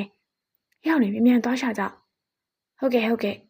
အကောင်လုံးထပ်သွားတော့အောင်ချမ်းသားဖရဲ့ထမင်းကျွန်တော်နဲ့ကလေးပဲတဲထဲမှာကြံခဲ့တယ်မိမငုံနဲ့နော်ဒါခဏအပြင်ထွက်သွားတာနေမှာပါကွာနော်ရွာတော်ရဲ့ညောင်မင်းအောက်မှာရွှေဦးဆိုတဲ့ကလေးမလေးကိုချစ်စကားဆိုနေတဲ့9နှစ်သားလေးဘုံနုသားပိုင်ကမ္မလီယာဖြူဖြူဦးနဲ့တနခါဖွေးသားနဲ့ရွယ်လိုဖြစ်တော်လေခန္ဓာကိုယ်တိစားပုံချင်းမတူတာကြောင့်အရက်နှင်းငယ်နှိမ့်နေတယ်ငါနည်းကိုချစ်တယ်ငါနည်းကိုမချစ်ဘူးဘုံနုသားပိုင်မချစ်နန်းနဲ့ကွာဟာနင်းရွှေဦးဘလောက်လက်တန့်ပြောင်းဘုံနုသားပိုင်တို့ကမဖြုံမေးဖြုံလို့ဆိုရင်ဓမြသားပဲပြီးသားပါမလဲထက်နန်းနဲ့ဟာနင်းထရိုက်ဖို့ပြန်လိုက်တဲ့လက်ကိုဖမ်းခိုင်ကောနင်ငါ့ကိုတစ်ချက်ရရင်ငါနည်းကိုနှစ်ခါမဟုတ်ပြန်နေမယ်ရုပ်မာတဲ့ကောင်ဘုံသားပိုင်ရဲ့ရှိတဲ့နေကတော့တောင်မင်းအောက်မှာတိုးတက်သွားလေတယ်ပရိသတ်တို့ရှင်ဒီနေ့တင်ဆက်ပေးခဲ့တဲ့ဘိုးဆိုတဲ့ဇာတ်လမ်းလေးကတော့ဒီမှာပဲပြီးဆုံးသွားပါပြီရှင်အစားနေအဆုံးနေလိုက်ပါအပြီးနားဆင်ခဲ့ကြတဲ့ပရိသတ်တယောက်ချင်းအောင်လေးကျေးဇူးထူးပဲတင်ရှိပါတယ်အားလုံးပဲတာယာတဲ့နေ့ရက်လေးဒီကိုပိုင်ဆိုင်နိုင်ကြပါစေလို့နန်းတို့ရဲ့ channel လေးကနေဆုမွန်ကောင်းတောင်းပေးလိုက်ပါရရှင်